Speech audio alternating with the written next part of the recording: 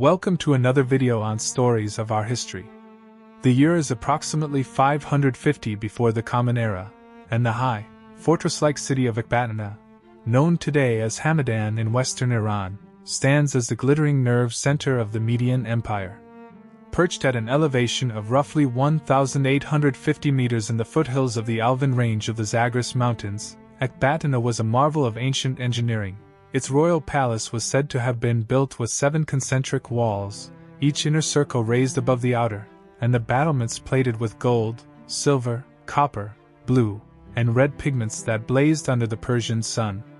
The Greek historian Polybius, writing centuries later but drawing on earlier sources, describes a city whose wooden columns and ceilings were encased in sheets of precious metal, a testament to the immense wealth that the Median king Astyages had accumulated through decades of dominance over the Iranian plateau, Anatolian principalities,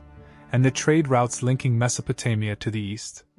On this particular day, however, the aura of invincibility that had long surrounded Ecbatana was about to be shattered, and the instrument of its downfall was no distant conqueror from a foreign land but a man who was, according to various traditions, the very grandson of Astyages, Cyrus II of Anshan, later known to history as Cyrus the Great. The story of the fall of Ecbatana is not simply a tale of military conquest, it is a labyrinth of family intrigue, prophetic nightmares, carefully orchestrated treason, and a political vision that recognized that the only way to build a durable empire was not to annihilate the defeated but to absorb them into a new, shared framework of power. As we stand at the threshold of this epical event, it is essential to grasp the geography, the character of the main actors, and the ideological currents that made the capture of a single city the masterstroke that terminated Median supremacy and ignited the fuse of the Achaemenid Empire. The Median Empire at its zenith extended from the Halys River in central Anatolia to the arid fringes of eastern Iran, and Astyages, son of Cyaxares, had inherited a realm that had already crushed the Assyrian Empire in coalition with the Babylonians and had fought the Lydians to a draw under a legendary eclipse. Ecbatana was not merely the political capital, it was the ritual and economic heart where the Median tribes, the Buzi, the Paratasini, the Strucates, the Arazanti, the Budii, and the Magi, sent their tributes and where the royal treasuries overflowed with carpets, textiles, lapis lazuli from Badakhshan, and horses from the Nicaean plains that were celebrated throughout the ancient world for their size and speed. Astyages himself, according to the narrative preserved by Herodotus of Halicarnassus, was a monarch haunted by dreams that the Magi interpreted as omens of his own downfall at the hands of his daughter's offspring. His daughter Mandane had been married to a Persian vassal, Cambyses I of Anshan, a match that the king hoped would neutralize the threat, but the birth of the child Cyrus sent Astyages into a spiral of paranoia. He ordered his trusted kinsman Harpagus to kill the infant, a command that Harpagus, torn between obedience and revulsion, deflected to a shepherd named Mithridates and his wife Spaco, who raised the boy in secret.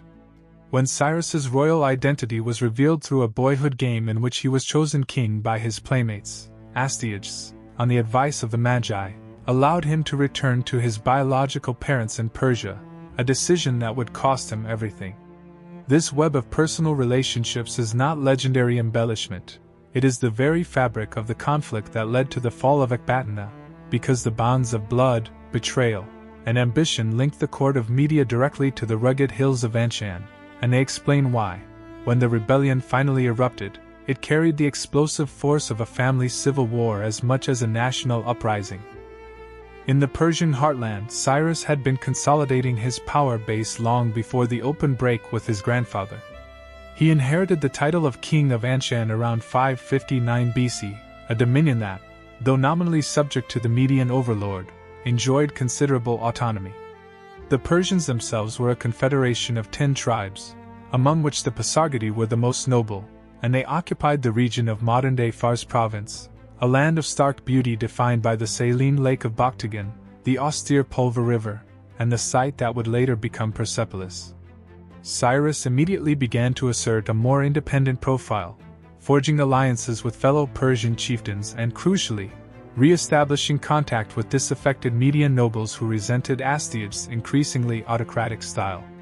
The cuneiform evidence, notably the Nabonidus Chronicle from Babylon, corroborates the essential outline of the conflict. In the 6th year of the Babylonian king Nabonidus, which corresponds to 550 BC, Cyrus, king of Anshan, revolted against Astyages, king of the Medes, and the army of Astyages revolted against him and delivered him to Cyrus. This laconic entry conceals a drama of staggering complexity, for the Median army was not a monolithic bloc but a coalition of contingents, many of whom had their own grievances. Astyages had ruled for more than 3 decades, and his reign, though prosperous, had witnessed a gradual concentration of power in the hands of the royal household at the expense of the tribal aristocracy.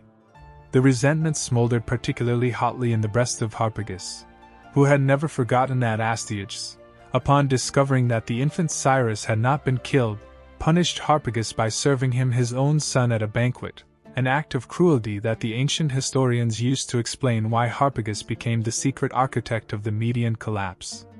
The stage was thus set for an operation that would not simply defeat the Median army on the field but would isolate and capture the symbolic epicenter of the dynasty, Ecbatana itself, a prize whose fall would send a message louder than 1,000 battle axes. To understand the military challenge posed by Ecbatana, one must conjure the image of a royal citadel that exploited the natural defenses of the mountain spur on which it sat. The outermost wall, according to Herodotus, had a circuit equal to that of Athens, and each successive ring of fortifications rose higher than the last, so that the innermost palace complex commanded a panoramic view of the surrounding valleys and could spot any approaching army days before it arrived. The city's water supply came from a sophisticated network of subterranean channels called canons, which tapped the mountain aquifers and made a protracted siege difficult to sustain without internal assistance. Furthermore, Ecbatana served as a colossal storehouse, grain silos, armories filled with spears and composite bows, stables for thousands of horses, and the imperial mint that produced the silver siglos that lubricated Median commerce. To take such a bastion by direct assault would have required a siege train that the early Achaemenid forces, still essentially a tribal levy of Persian spearmen and archers, did not possess. Cyrus's genius lay in recognizing that the real battle would be won not at the walls but inside the minds of the Median commanders and the common soldiers. By framing his rebellion not as a Persian war of liberation against the Medes but as a corrective movement to restore proper balance and honor to the ruling elite, he opened the door for defections that turned the military calculus upside down. This is why the fall of Ecbatana is justly called a masterstroke. It was achieved less through the battering ram than through the whispered promise of continuity, the secret correspondence with Harpagus, and the deliberate psychological warfare that portrayed Astyages as a tyrant unfit to lead the Iranian peoples into the future. Even before the banners of Cyrus appeared on the horizon, Ecbatana was already a city under invisible siege. The Median court had become a nest of informants, and the atmosphere was thick with suspicion. Astyages, perhaps recalling his own dreams and the warnings of the Magi, had taken to isolating himself within the inner citadel, and trusting the command of his field army to generals whose loyalty he could no longer guarantee. It is said that Harpagus, while outwardly serving as the king's most trusted advisor, was methodically turning regiment after regiment of Median horse archers and spearmen to the Persian cause, arguing that a change of dynasty would bring greater spoils and a restoration of the prerogatives that the old tribal nobility had enjoyed under Cyaxares. Meanwhile, Cyrus was careful to present himself as the legitimate heir of the Median royal tradition, not its destroyer. He adopted the regalia of the Median court, respected the sacred fire cult of the Magi, and promised that Persian and Median nobles would sit side by side in the new administration. In the ancient source known as the Sipar cylinder and in the later Cyrus cylinder, we find echoes of this conciliatory policy, which was already being implemented even before the dust of battle had settled. The fall of Ecbatana, therefore, was not a sudden catastrophe but the culmination of a long process of internal erosion, a political earthquake that had been building beneath the golden parapets of Astyages' palace for years.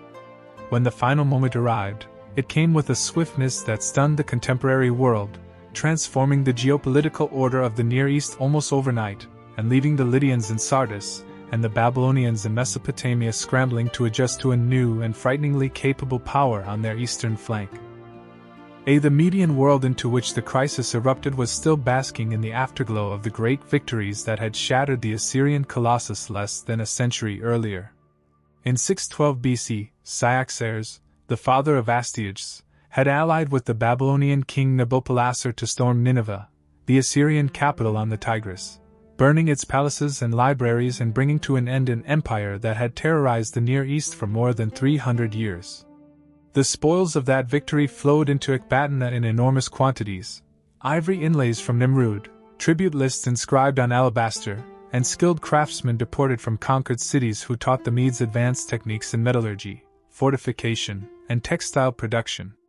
The Median Empire that Astyages inherited around 585 BC was thus no rude confederation of nomadic tribes, but a complex state that maintained diplomatic correspondence with the pharaohs of Egypt's 26th dynasty, with the kings of Cilicia, and with the Oracle of Delphi in far-off Greece. The administrative apparatus relied on a network of provincial governors, many of whom were drawn from the Median clan aristocracy, and a system of forced labor and taxation that financed monumental construction not only in Ecbatana but also in regional centers such as Rages, near modern Tehran, and the holy site of Agrippina. Astyages himself, according to Babylonian records, was recognized as a great king, on par with the rulers of Babylon and Lydia, and his envoys traveled with safe conduct across the royal road that would later become the spine of the Persian communication network. Yet for all its apparent solidity, the Median edifice rested on fragile foundations, because the very structure of the empire depended on the personal authority of the monarch and the delicate balance of favors he granted to the principal families. When that authority began to erode, whether through cruelty, indecision, or simply the wear and tear of a reign that stretched into its fourth decade, the centrifugal forces that had always lurked beneath the surface of Median unity began to stir with renewed vigor. Geographically, Ecbatana occupied a strategic node that connected the Iranian plateau with the fertile crescent of Mesopotamia. Caravans carrying tin from the mines of the Hindu Kush, carnelian from the workshops of the Indus Valley, and frankincense from the Arabian Peninsula passed through its gates, making it a cosmopolitan hub where Elamite scribes rubbed shoulders with Anatolian merchants and priests of the Zoroastrian tradition debated with ritual specialists from the ancient Median cults. The city's bazaars resounded with a cacophony of languages: Old Persian, Median, and Iranian dialect closely related to Avestan, Aramaic, Elamite, and Akkadian. Royal edicts were inscribed on clay tablets in multiple scripts, and the archives of Ecbatana, though lost to us today, likely contained treaties with the Lydian kingdom sealed after the Battle of the Eclipse in 585 BC, which had fixed the Halys River as the border between Media and Lydia. The wealth that circulated through this urban center funded a lavish court life that Herodotus describes in vivid detail. Astyages dined on golden platters, his robes were embroidered with scenes of lion hunts, and his personal guard, the immortals, of an earlier age, were equipped with spears that had silver pomegranates on the butt, and for the elite officers, golden apples. Yet this ostentation also bred resentment, for the provincial nobility believed that too much of the tribute was being hoarded in the capital rather than redistributed to the clans that had shed their blood on the battlefield. The Median army itself, though formidable, had not fought a major war since the Lydian conflict, and a generation of peace had softened the warrior ethos that had once made the Medes the terror of Assyria. Astyages' military commanders, accustomed to garrison duty and ceremonial parades, were ill-prepared for a determined insurgency led by a Persian king who had spent his youth hardening himself in the mountains and who had already proven his mettle by suppressing tribal rivals and extending Persian influence over the region of Elam. The figure of Astyages emerges from the sources as a tragic king whose initial prudence gave way to a fatal complacency. In the early years of his reign, he had wisely maintained the alliance with Babylon and pursued a cautious foreign policy that avoided provoking the Lydian giant across the Halys. The Median grip on the Armenian highlands and the territory of the Menians around Lake Urmia remained secure, and the mountain passes that linked Ecbatana to the Caspian Gates and the Ragi Plain were guarded by a chain of fortresses. Yet Astyages made a series of internal errors that progressively alienated the very people he needed most, the noble houses of the Medes. The episode of Harpagus' son, whether literal or emblematic, illustrates a pattern of arbitrary violence that undermined the trust necessary to rule a coalition empire. When a king serves the flesh of a child to his father at a banquet, he signals that no bond of kinship or service is safe. Every loyal retainer becomes a potential target, and the rational response is to plot the king's overthrow before the axe falls on one's own neck. This psychological dynamic is crucial to understanding why, when Cyrus raised his standard, so many Median commanders chose to hand Astyages over to the enemy rather than defend the established order. The Babylonian chronicles terse phrase, "The army of Astyages revolted against him and delivered him to Cyrus," confirms that the collapse was primarily internal, not the result of a crushing Persian victory on the battlefield. The fall of Ecbatana, therefore, was the culmination of a process of political decomposition that had begun long before the first Persian arrow was loosed. To appreciate the magnitude of the transformation that followed the capture of Ecbatana, one must briefly survey the religious and ideological foundations of Iranian kingship. The Medes had adopted and adapted the concept of the Kvarina, the divine glory or royal fortune that legitimated a ruler's authority, a concept that would later become central to Achaemenid and Sasanian ideology. A king who lost his Kvarina was seen as divinely abandoned, and portents such as dreams, eclipses, or defeats in battle were interpreted as proof that the glory had departed. Astyages' prophetic nightmares, in which a vine sprouted from his daughter's womb and overshadowed all Asia, were taken seriously by the Magi precisely because they pointed to a transfer of this cosmic mandate. When Cyrus took Ecbatana without destroying the city's temples and sanctuaries and, indeed, showed conspicuous respect for the Median religious establishment, he was performing a ritual of continuity that positioned him as the legitimate successor in whom the Kvarina now resided. The fall of the capital was thus framed not as a conquest by a foreign usurper but as the restoration of a proper order that Astyages had forfeited through his tyranny. This narrative, carefully cultivated by the Achaemenid chancellery in the decades that followed, helped to reconcile the Median population to Persian rule and facilitated the merger of the two Iranian peoples that became the backbone of the empire. In Ecbatana itself, the transition appears to have been remarkably smooth. The city continued to function as a summer capital of the Achaemenid kings, its treasuries replenished and its ceremonial role enhanced, demonstrating that Cyrus's masterstroke was not only military and political but also profoundly symbolic.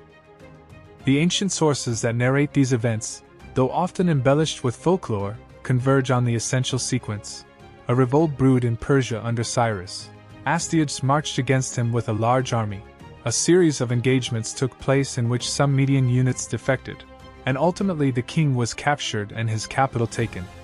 Herodotus's account adds the vivid detail that Harpagus, when placed in command of the Median forces, deliberately threw the battle by withdrawing the elite corps at a critical moment, leaving Astyages exposed. Ctesias of Cnidus, a Greek physician at the Achaemenid court in the late 5th century BC, offers a slightly different version in which Cyrus was first defeated in a skirmish but then rallied the Persian women to shame the men into a decisive counterattack, a motif that probably reflects Persian oral traditions about the vital role of the community in supporting the rebellion.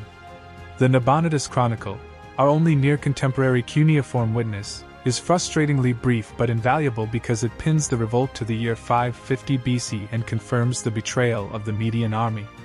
What all these accounts share is the recognition that Ecbatana was the prize, the symbolic key that unlocked the empire. Once Cyrus held the citadel, he held the treasury, the administrative apparatus, and the symbolic seat of Iranian kingship. The fall of Ecbatana was the moment when the Median Empire ceased to exist as an independent entity and the Persian Empire was born, a transition achieved with a minimum of devastation and a maximum of political cunning. A true golpe de maître that would be studied and admired by strategists for millennia to come. Cyrus II of Anshan, the man who would orchestrate the fall of Ecbatana, was born into a world where the line between myth and history is often blurred, yet sufficient details can be extracted from the sources to sketch a credible portrait of his early life and the formation of his character. The Greek tradition, particularly Herodotus and Xenophon, presents Cyrus as the son of Cambyses I, a Persian prince of the Achaemenid dynasty, and Mandane, the daughter of King Astyages of Media. The Achaemenids claimed descent from a legendary ancestor called Achaemenid, whose name was later invoked by Cyrus the Great to legitimize his own seizure of the throne, and the family had long ruled the region of Anshan, a territory in the highlands of Fars that had once been an important Elamite kingdom. Archaeological excavations at Tepe Malyen, identified as the site of ancient Anshan, reveal a settlement with a long history dating back to the 4th millennium BC. But by the early 1st millennium it was a modest provincial center overshadowed by the rising power of the Medes to the north. The Persians who lived in Anshan and the surrounding districts were part of an Iranian migration that had begun centuries earlier, and they preserved a pastoral nomadic ethos alongside an increasingly sophisticated agricultural economy based on the careful management of water through qanats. Young Cyrus would have grown up learning to ride almost before he could walk, mastering the composite bow, and absorbing the ethical teachings of the Persian tribes, which emphasized truth-telling, loyalty to the clan, and a fierce disdain for debt and falsehood, values that would later be codified in Achaemenid royal inscriptions. The dramatic story of Cyrus's birth and survival, as recounted by Herodotus, is too detailed to dismiss entirely as fiction, even if it bears the hallmarks of a folkloric pattern. Astyages, troubled by 2 prophetic dreams, one in which his daughter Mandane urinated so copiously that she flooded all of Asia, and another in which a vine growing from her womb overshadowed the entire continent, summoned the Magi, who interpreted the omens to mean that Mandane's son would usurp his throne. To forestall the prophecy, Astyages sent his trusted relative Harpagus to kill the infant Cyrus immediately after his birth. Harpagus, unwilling to stain his own hands with the blood of a royal child and foreseeing possible retribution should Mandane ever come to power, delegated the task to a herdsman named Mithridates. This Mithridates, however, found that his own wife Spaco, whose name in the Median language, poignantly, meant bitch, a detail that may conceal a totemic wolf myth, had just given birth to a stillborn child. The couple exchanged the dead infant for the living Cyrus, presenting the corpse to Harpagus's men while raising the royal baby as their own in the remote hills. The boy Cyrus, growing up among the herds, displayed such natural leadership qualities that when the village children played at kingship, he was chosen to be their ruler and punished the son of a nobleman for disobedience, an act that brought the matter to Astyages' attention. The king, recognizing the boy's resemblance to the Achaemenid line and extracting a confession from Mithridates, considered executing Cyrus but was dissuaded by the Magi, who argued that the prophecy had already been fulfilled symbolically through the children's game. Thus Cyrus was sent back to his natural parents in Persia, bearing with him the knowledge that he had been marked by fate for great things, and that the Median court contained deadly enemies as well as potential allies. Cyrus's return to Anshan inaugurated a period of intense political education and strategic preparation.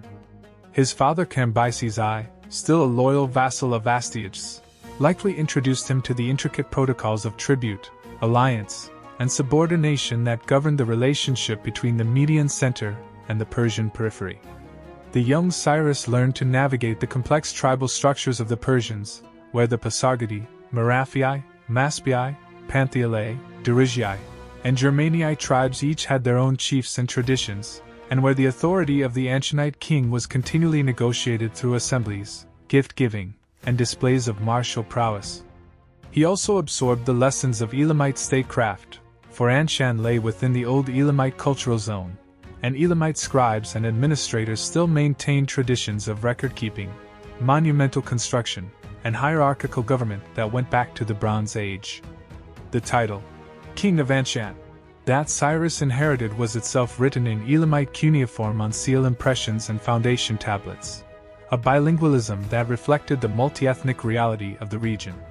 It is highly probable that Cyrus, like many Iranian princes, was literate in Elamite and perhaps also in Aramaic, a lingua franca of trade and diplomacy. This cultural breadth gave him an advantage over the more insular Median nobility,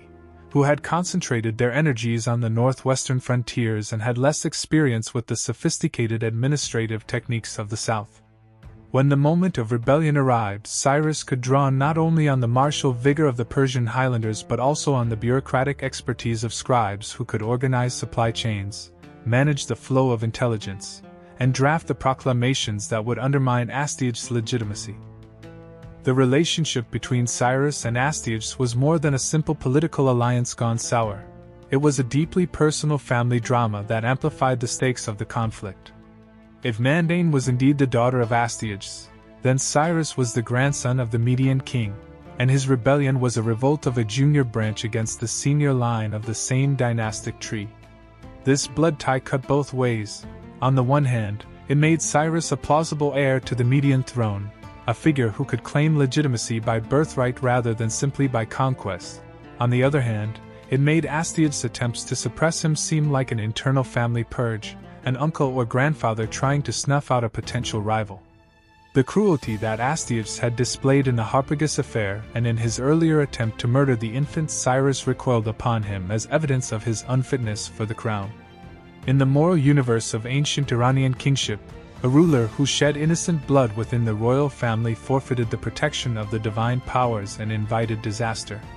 Cyrus's propaganda, later echoed in the Cyrus cylinder, would emphasize his role as a deliverer who rescued his people from an oppressive and unrighteous regime, a narrative that required Astyages to be painted as a tyrant. The fall of Ecbatana thus assumed the character of a moral drama, the virtuous young prince, preserved by divine providence, and the courage of a herdsman's wife, returned to reclaim the inheritance that a wicked king had tried to deny him. The potency of this narrative helped to neutralize opposition among the Median populace, who could view the change of dynasty as a legitimate correction rather than a foreign imposition. In the years leading up to the open break, Cyrus methodically built a coalition that extended far beyond the boundaries of Persia proper. The Babylonian priest-scholar Berossus, writing in the 3rd century BC, notes that Cyrus sought and received the blessing of the gods of Babylon before his campaign, a claim that, while chronologically imprecise, the major Babylonian alliance came after the Median collapse, points to Cyrus's reputation as a ruler who actively cultivated religious and diplomatic support. More concretely, Cyrus reached out to dissident Median clans, promising them a restoration of their ancestral privileges and a share in the spoils of a unified Iranian state. The Zagrosians, a people of the northern Iranian plateau whose name appears later in Achaemenid inscriptions, may have been among the early adherents to the Persian cause, as were certain chieftains of the Caspian region who chafed under Median tribute demands. Cyrus also strengthened his position within Persia itself by ordering the construction of a fortified capital at Pasargadae, a site in the plain of Murghab that combines strategic defensibility with symbolic resonance. Its name, Camp of the Persians, evoked the tribal gathering grounds where the clans assembled for war.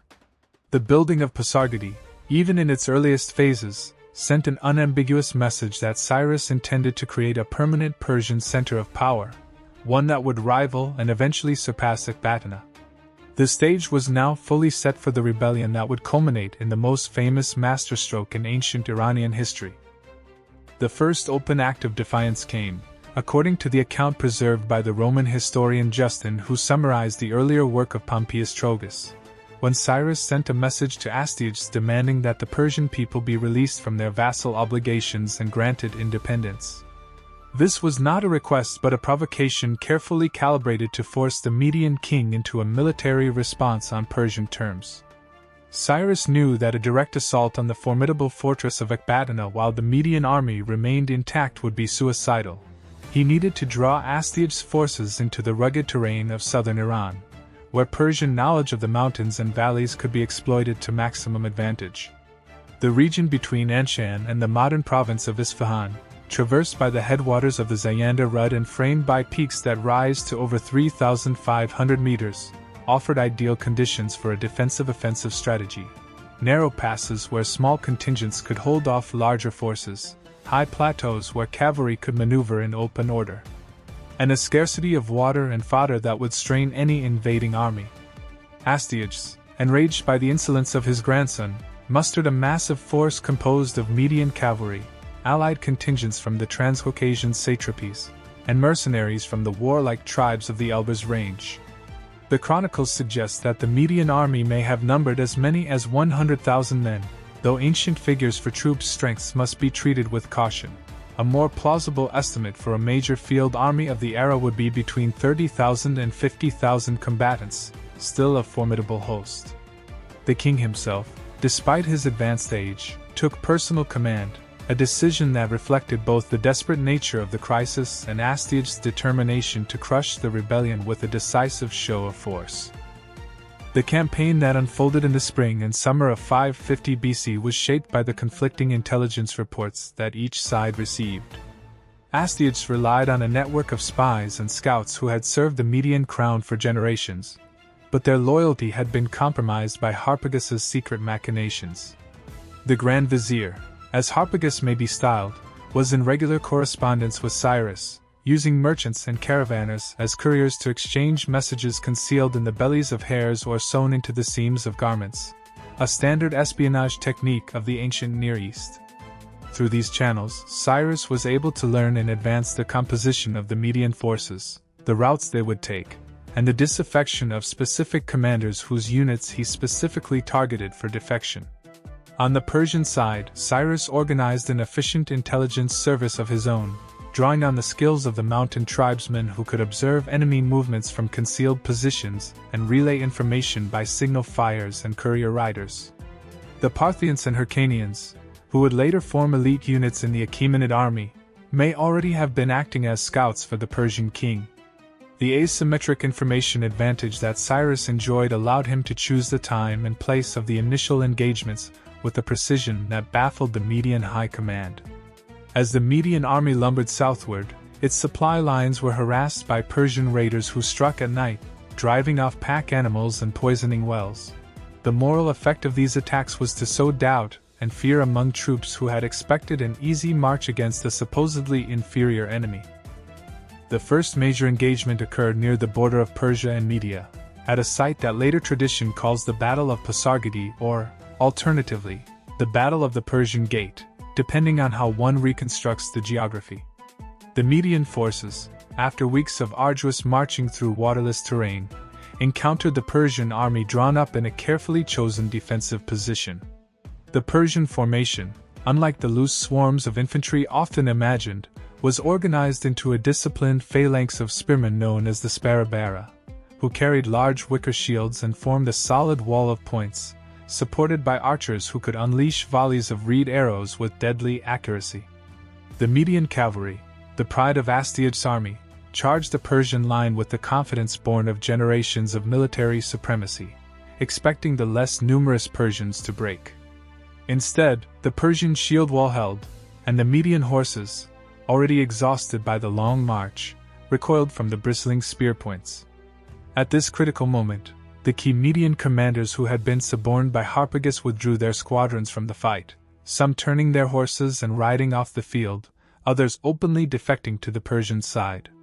Herodotus records that Harpagus himself, commanding the left wing, deliberately gave a false order that threw his formation into confusion. The spectacle of their comrades deserting shattered the morale of the remaining Median soldiers, who began to flee in disorder. Astyages, watching from a raised dais in the rear, is said to have rent his garments and cursed the day he spared the life of the boy Cyrus. The first round of the struggle for Ecbatana had been decided not in the shadow of the city's walls but on a dusty plain far to the south, where the loyalty of the Median nobility collapsed like a house of cards. The immediate aftermath of this engagement was a chaotic retreat of the Median remnants toward the north, with the Persians in hot pursuit. Cyrus understood that he could not afford to give Astyages time to rally his forces, to fortify the mountain passes, or to send desperate appeals for aid to the Lydian king Croesus or to the Babylonians. Speed was now of the essence, for the fall of Ecbatana would be secured only if the Persian army arrived at its gates before the news of the revolt had solidified into organized resistance. The Persian army, although numerically inferior, moved with a celerity that astonished ancient commentators. The troops were accustomed to marching light, carrying their own rations of parched barley and dried dates, and they were led by guides who knew every hidden track through the Zagros. The retreating Medes, by contrast, were encumbered by their baggage train, their wounded, and the psychological weight of defeat. As they streamed through the narrow defile that led to the plateau of Hamadan, They were repeatedly ambushed by Persian vanguards who had outflanked them by taking mountain paths known only to local tribes. The Median army ceased to exist as an organized force. It dissolved into bands of fugitives who abandoned their weapons and armor in their desperation to reach the safety of the capital. Astyages himself, according to the Nabonidus Chronicle, was eventually captured by his own troops and handed over to Cyrus, though the exact circumstances of his capture remain a matter of debate among historians. What is clear is that the military phase of the campaign was remarkably short, perhaps lasting only a few weeks, and that the real masterstroke was the psychological and political operation that had preceded and accompanied the military maneuvers. With the Median field army neutralized and Astyages a prisoner, the road to Ecbatana lay open. Yet the fall of the capital was not a foregone conclusion even at this late hour. The city's garrison, composed of loyal palace guards and the remnants of the infantry battalions that had not joined Harpagus' treason, might still have mounted a stubborn defense, and a prolonged siege would have exposed the Persian forces to the risk of relief by a coalition of states alarmed by the sudden Persian ascendancy.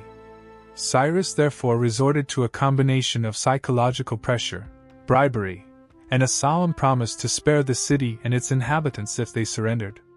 Envoys from Cyrus were admitted into Ecbatana under a flag of truce, where they delivered a message that was both threatening and conciliatory. The war was effectively over, Astyages was in Persian custody,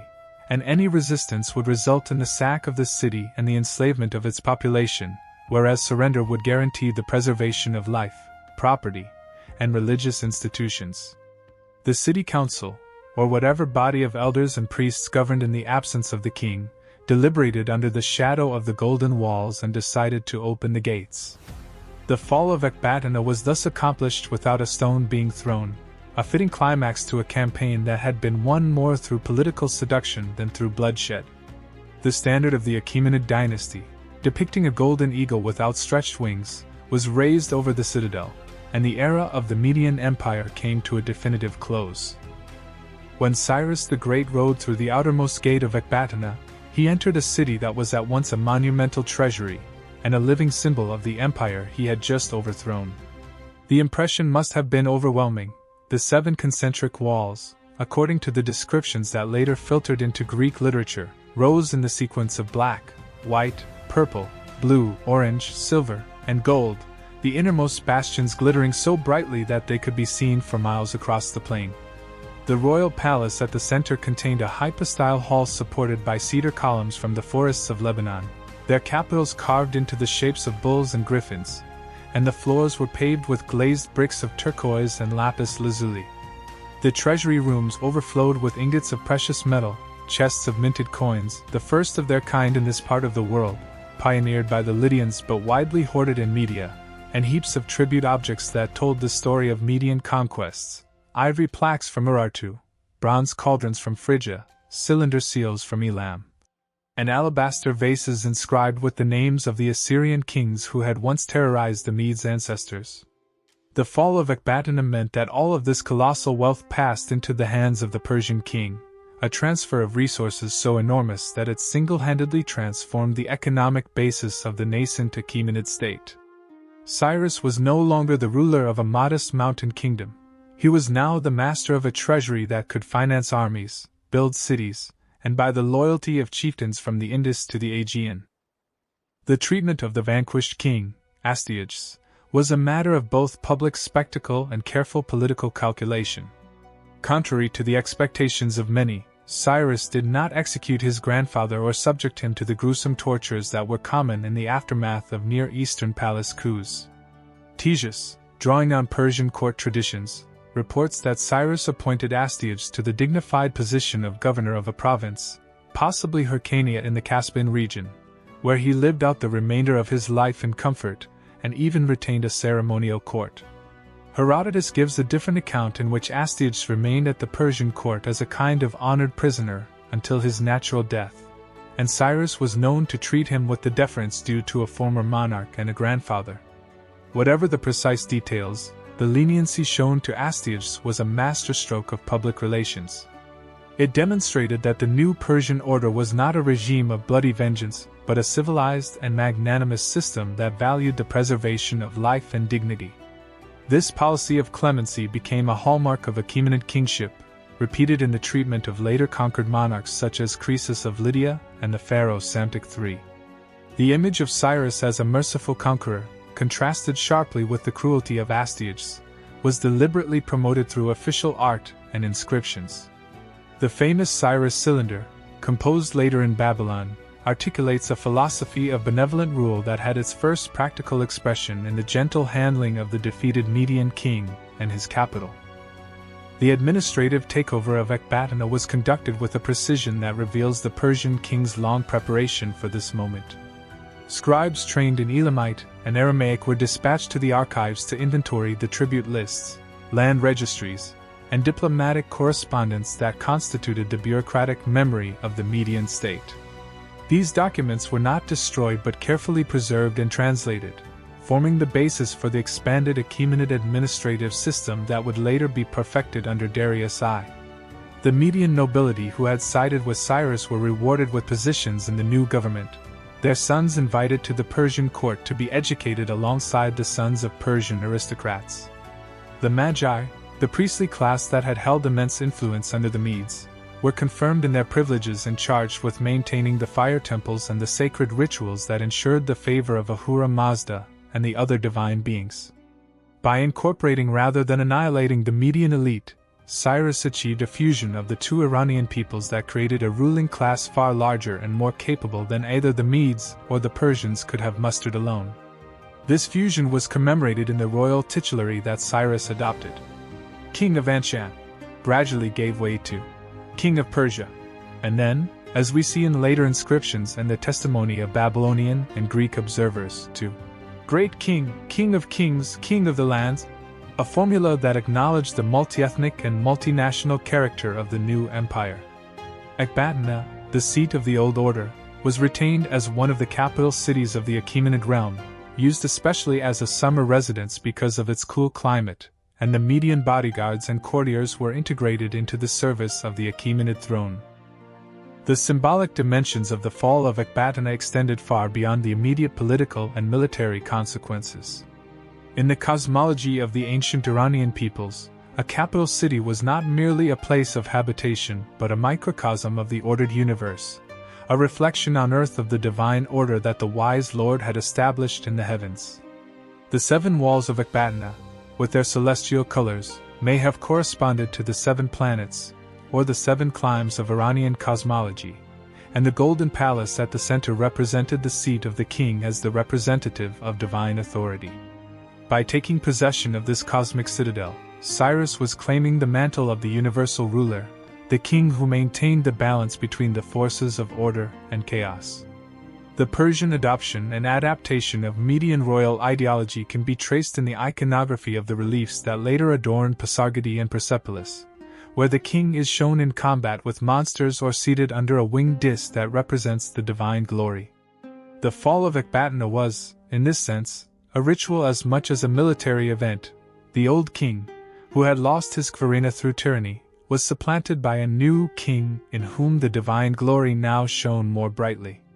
This theological dimension of the Masterstroke helped to reconcile the Median population, who could see the change as the working out of a sacred destiny rather than as a mere clash of arms.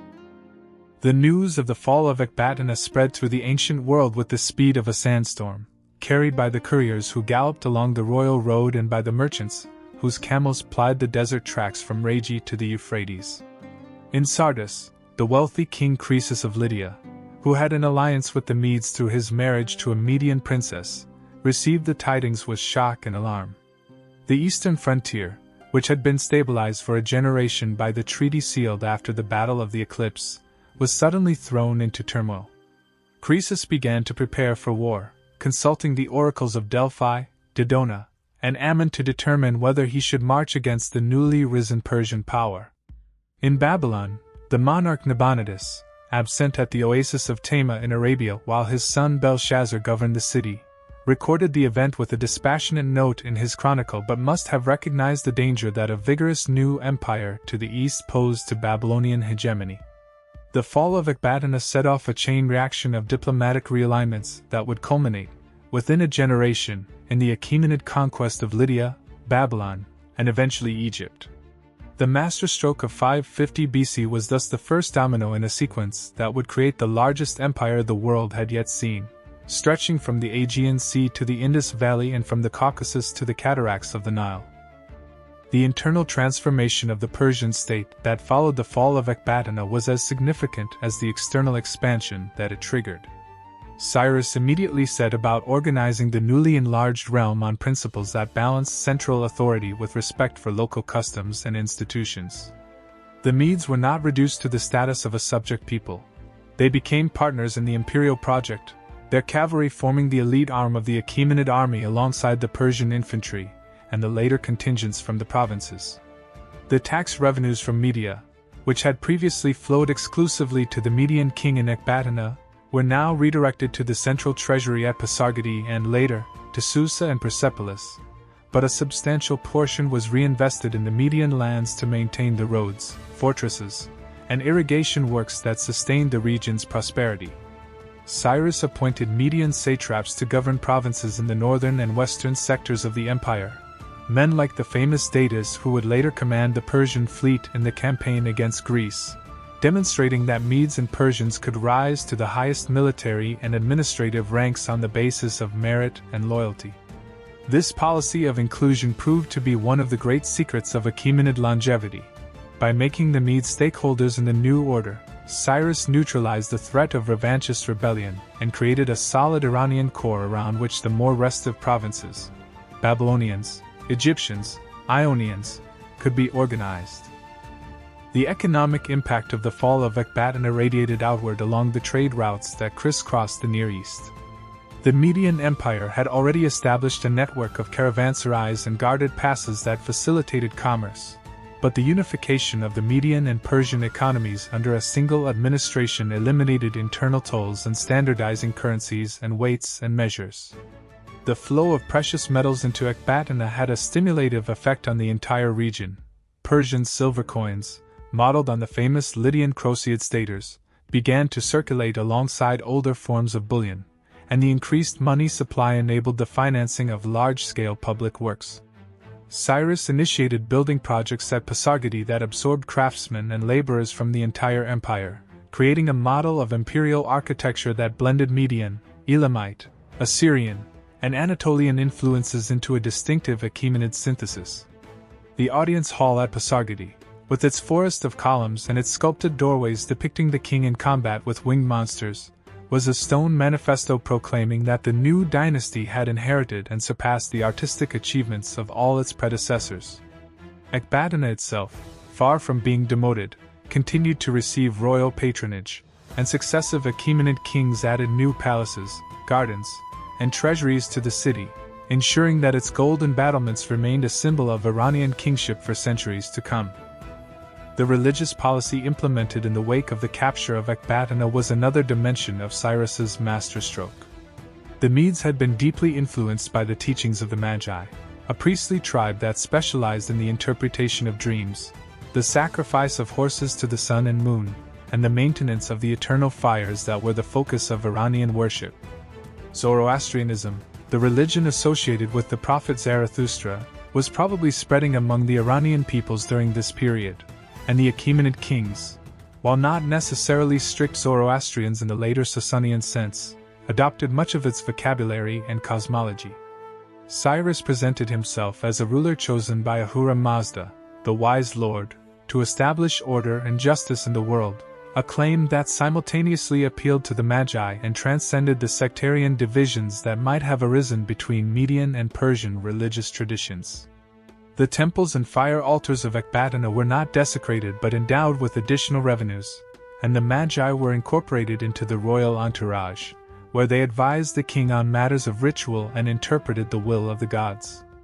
This conciliatory approach to religion became the template for Achaemenid governance in the provinces, from the rebuilding of the Temple of Marduk in Babylon to the permission granted to the Jewish exiles to return to Jerusalem and restore their temple. The Achaemenid kings consistently pursued a policy of patronizing local cults as a means of legitimating their rule.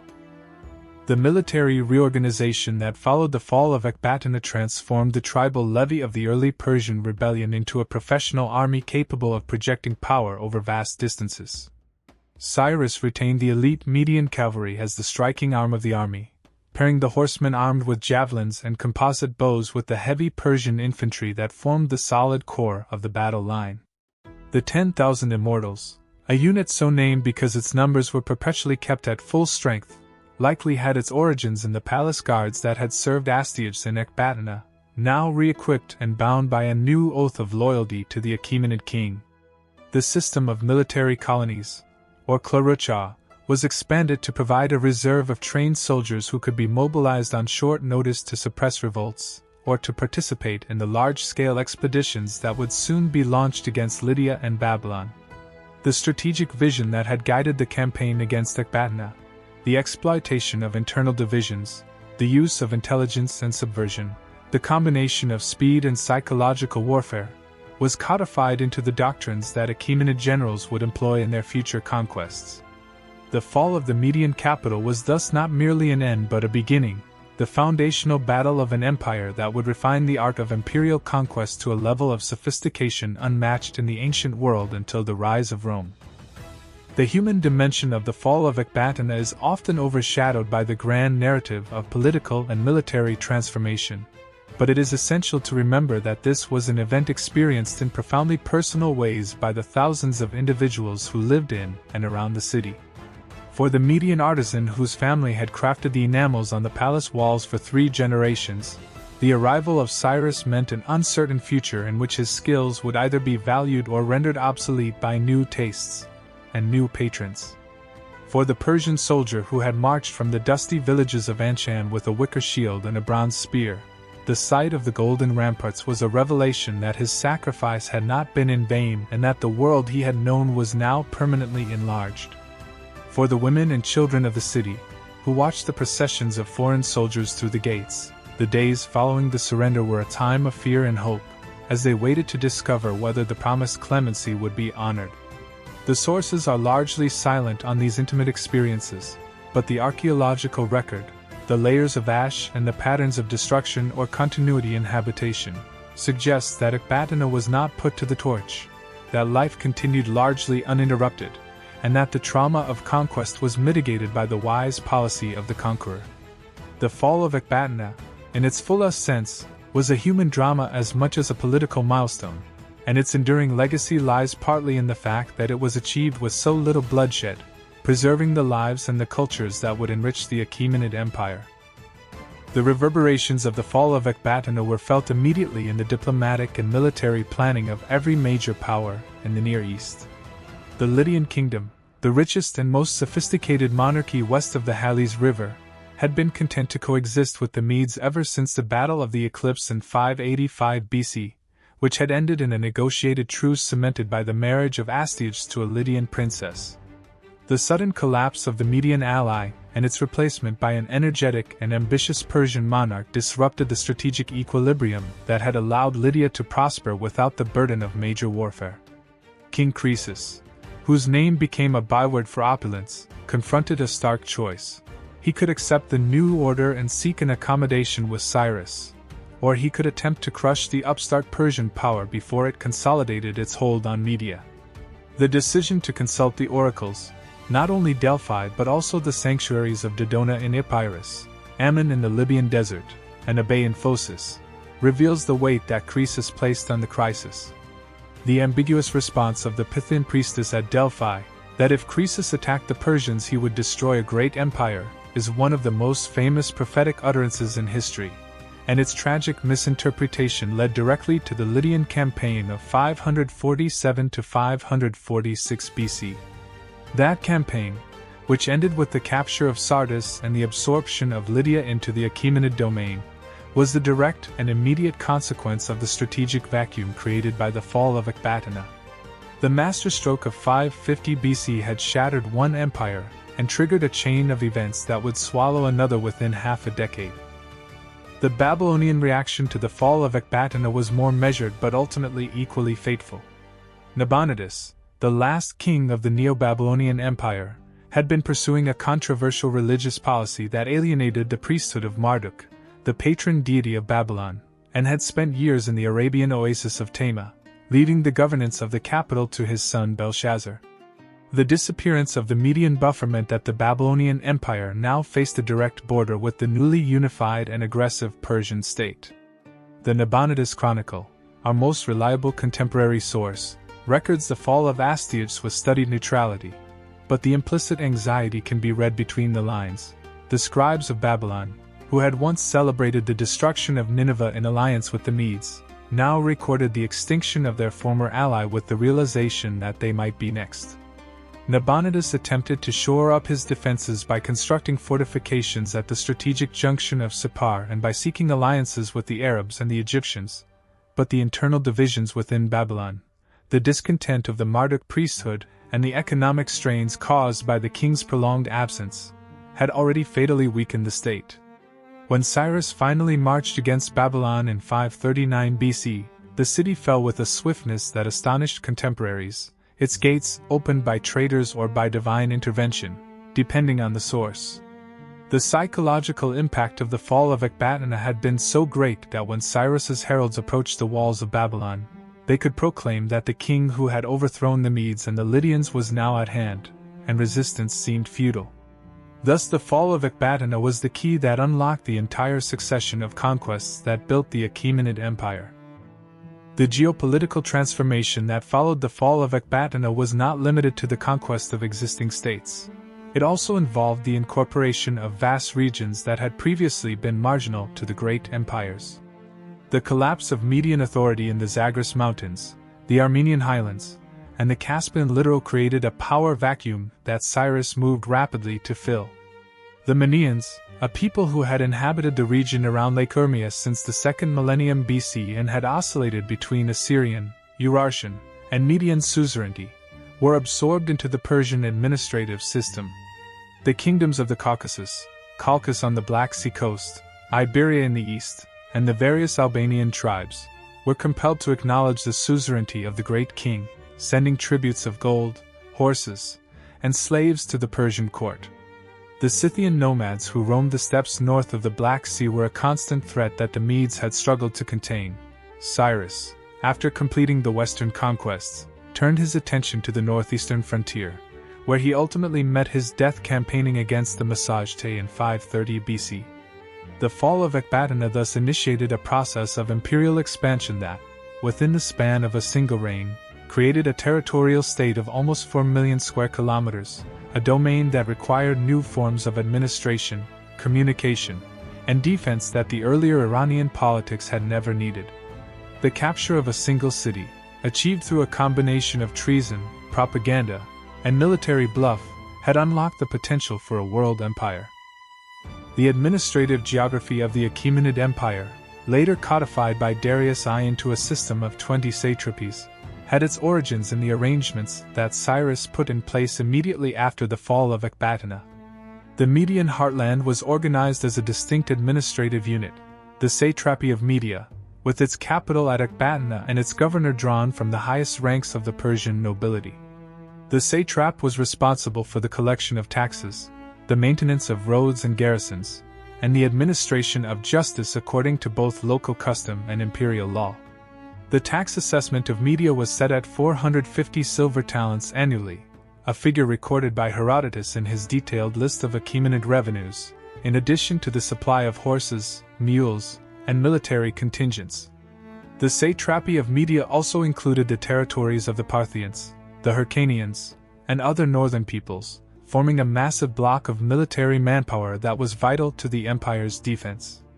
The organization of this satrapy, and the principles of indirect rule that it embodied, served as the model for the incorporation of subsequent conquests. The local elite were co-opted into the imperial structure, the native language and religion were respected, and the economic surplus was channeled to the central treasury while a portion remained in the province to fund local development. The fall of Ecbatana was the laboratory in which the Achaemenid science of empire was first tested, and the success of the experiment proved the validity of Cyrus's vision. The historical memory of the fall of Ecbatana was carefully cultivated by the Achaemenid dynasty, as a foundational legend, an event that demonstrated the divine favor that rested upon their house and the wisdom of their ancestors.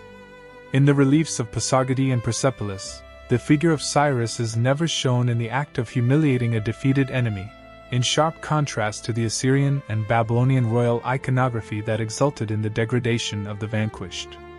Instead, Cyrus is depicted in quiet dignity, receiving the homage of subject peoples, a visual argument that his empire was built on consent and justice rather than on terror. The inscriptions of his successors, particularly Darius at Behistun and the foundation tablets of Susa, invoke Cyrus as the legitimate founder of the imperial enterprise, and the phrase, "of the family of Cyrus," became a potent source of legitimacy for later monarchs. Even the Macedonian conqueror Alexander the Great, who burned Persepolis to the ground in 330 BC, visited the tomb of Cyrus at Pasargadae and ordered that it be repaired and honored, a tribute to the enduring prestige of the man who had, by a masterstroke of political genius, captured Ecbatana and changed the world. The archaeology of Ecbatana, although still incompletely excavated due to the overlay of the modern city of Hamadan, offers tantalizing glimpses of the physical stage on which the drama of 550 BC was enacted. The ancient site lies beneath the mounds of Ecbatana, where limited stratigraphic soundings have revealed occupation levels going back to the Median period and earlier, including massive mud brick fortifications, traces of painted plaster, and fragments of pottery that confirm the city's wealth and cosmopolitan connections. The 7 walls described by Herodotus have not been archaeologically verified, and some scholars suspect that the concentric scheme may be a Greek exaggeration of a more prosaic multi-terrace citadel, but the existence of a formidable defensive system is beyond doubt.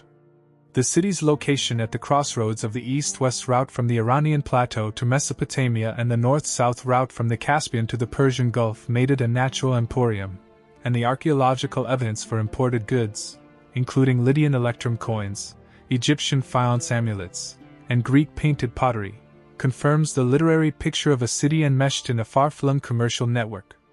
The fall of Ecbatana, therefore, was not merely the transfer of a political center but the capture of a critical node in the economic geography of the ancient world, a prize whose control conferred immense advantages in terms of trade, taxation, and the flow of strategic information.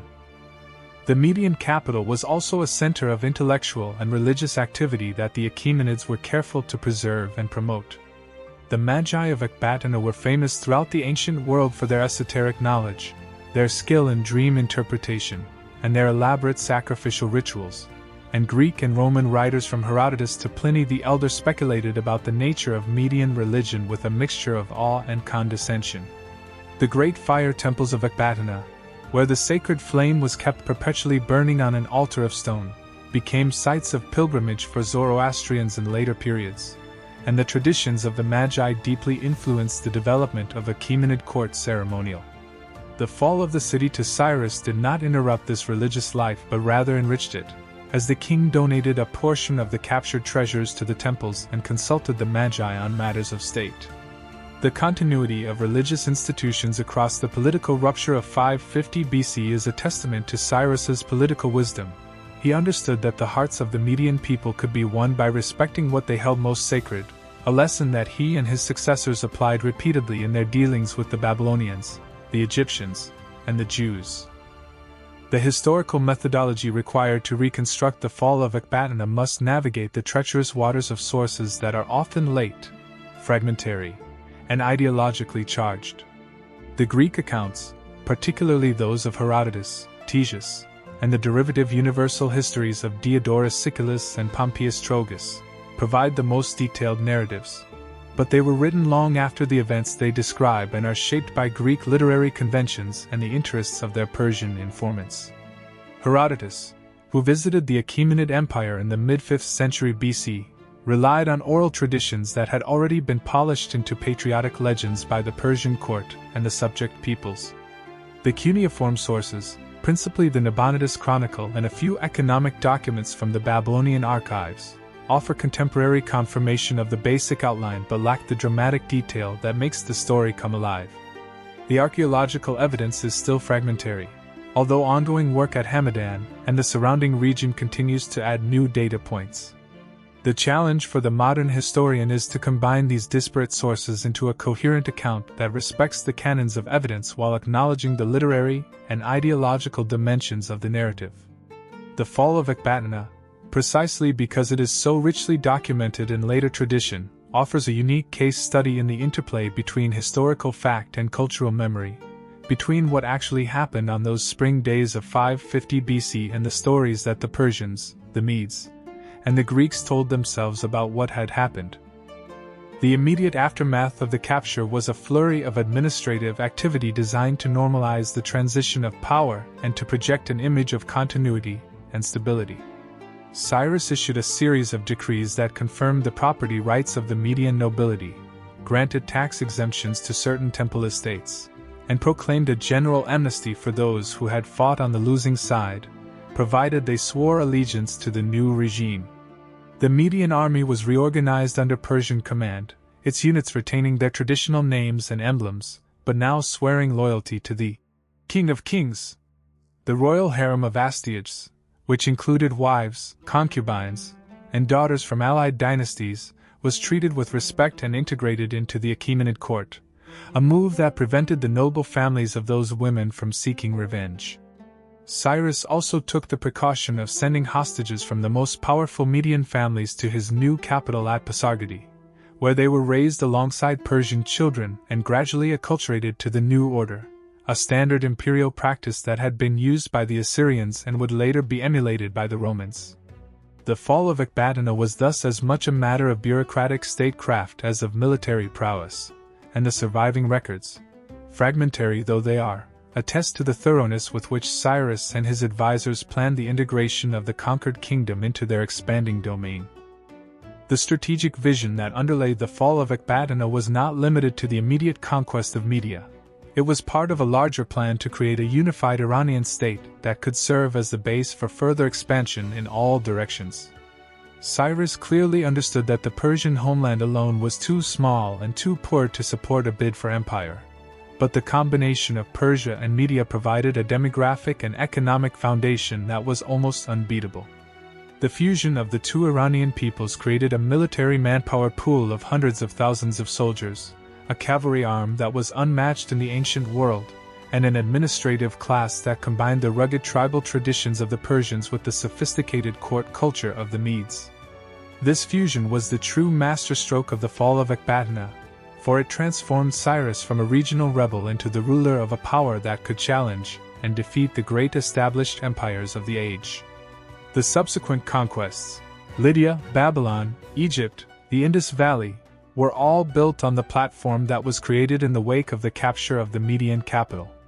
The history of the Achaemenid Empire, and indeed the history of the entire Near East for the next 2 centuries, pivots on the events of that pivotal year when the golden walls of Ecbatana ceased to defend a Median king and began to shelter a Persian monarch.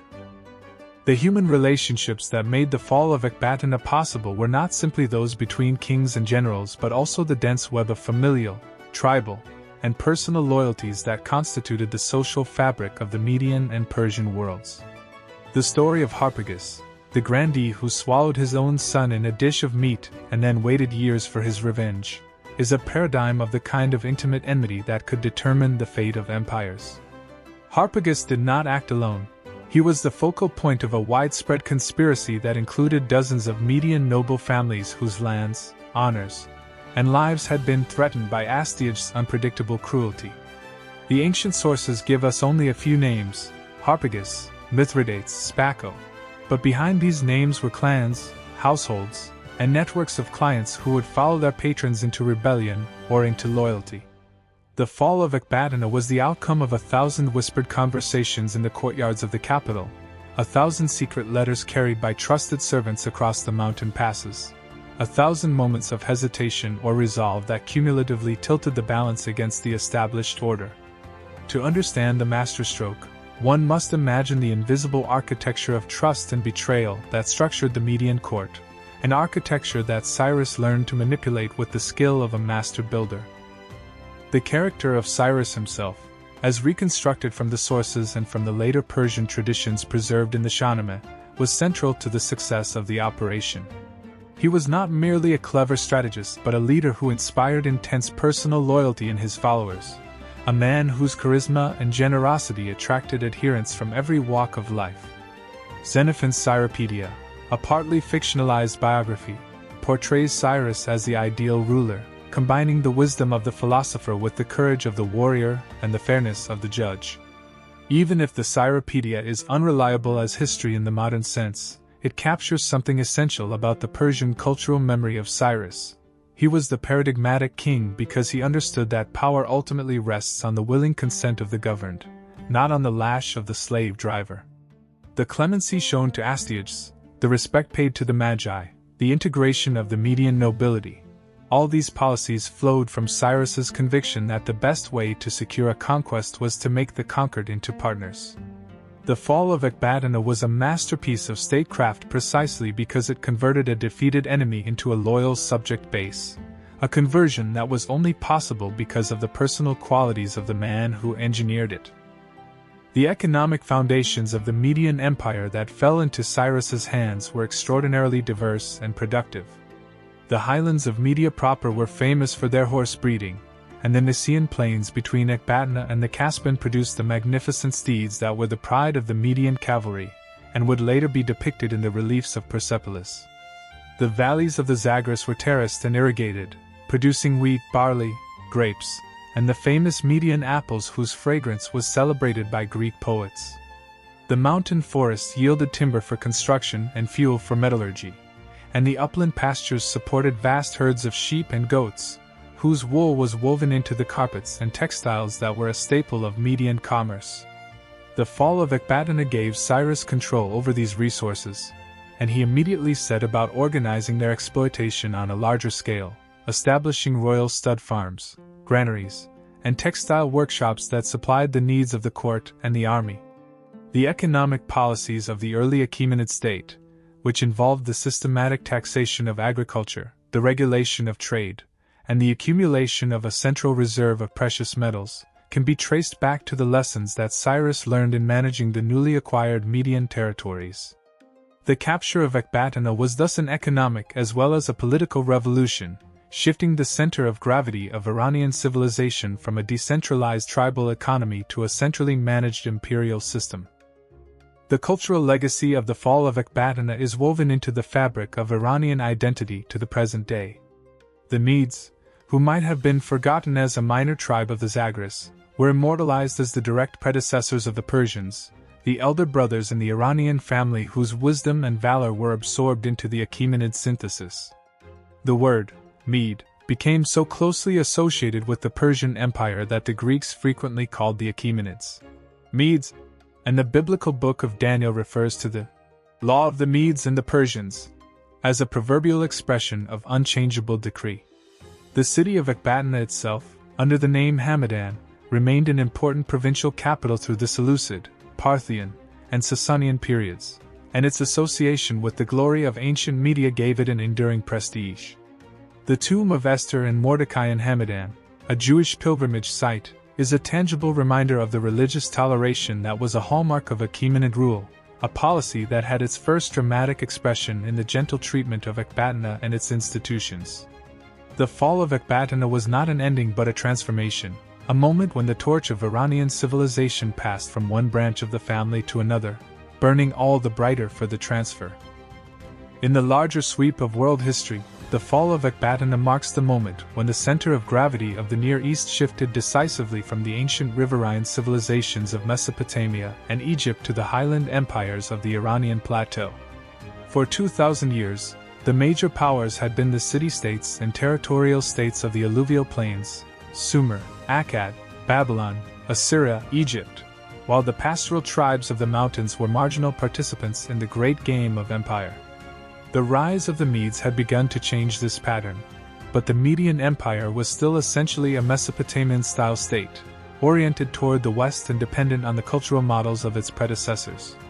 The Achaemenid Empire that was born from the fall of Ecbatana was something fundamentally new, a continental empire that spanned the divide between the plains and the plateaus, that linked the agricultural wealth of Mesopotamia with the pastoral manpower of Iran, and that created a synthesis of cultures: Elamite, Babylonian, Lydian, Egyptian, and Indian, that had never before been combined under a single political roof.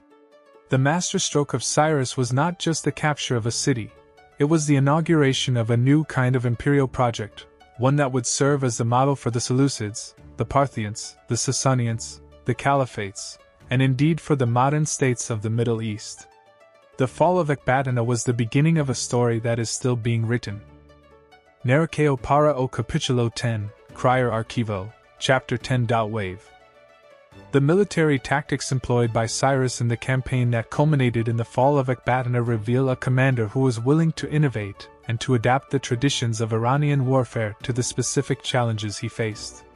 The Persian army that he led was not a replica of the Median forces that he would face. It was a more flexible and resilient instrument, built around a core of heavily armed infantry who fought in close formation and supported by light cavalry and archers who could harass the enemy from a distance.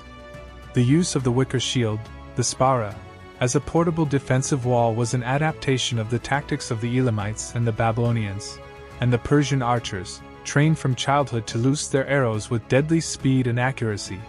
provided a volume of fire that could break up enemy formations before the hand-to-hand combat began.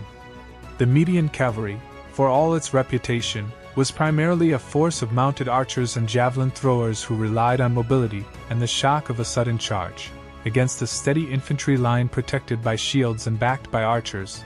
the Median horse could not break through without sustaining unacceptable casualties. The tactical defeat of the Median army in the first engagement was thus as much a product of superior Persian military technique as it was of the treachery of Harpagus and his confederates. The siege of Ecbatana, such as it was, required a different set of skills, and here again Cyrus demonstrated a flexibility of approach that marks him as a great captain of antiquity. The city's fortifications were formidable, but Cyrus had no intention of starving it out in a protracted blockade or of battering its walls with rams and towers. His intelligence network had informed him of the divisions within the city, the war weariness of the garrison, and the fear that had gripped the population after the news of the defeat in the field. He therefore opened negotiations immediately upon his arrival, offering terms that were generous enough to make resistance seem foolhardy.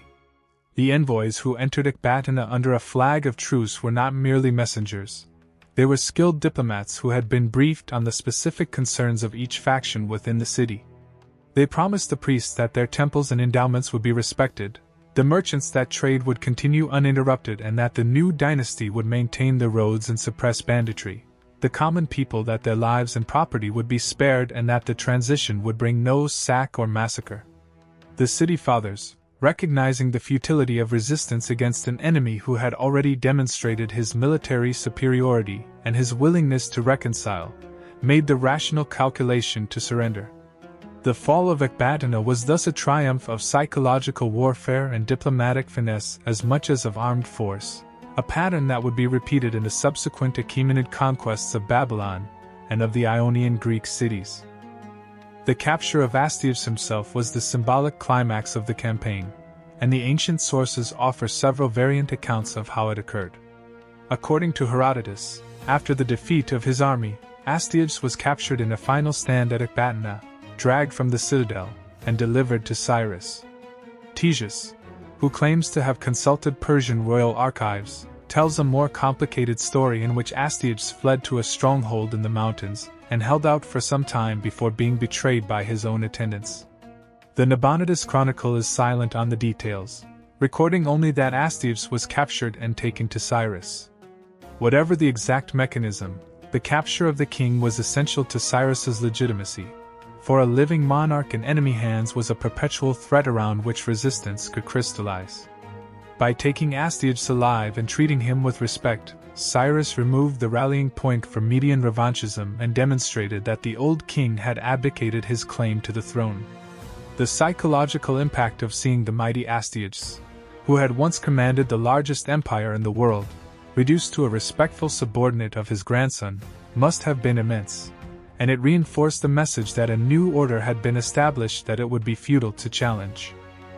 The treatment of the city of Ecbatana after its capture was a carefully managed public relations operation designed to reassure the population and to contrast the clemency of the new regime with the supposed tyranny of the old.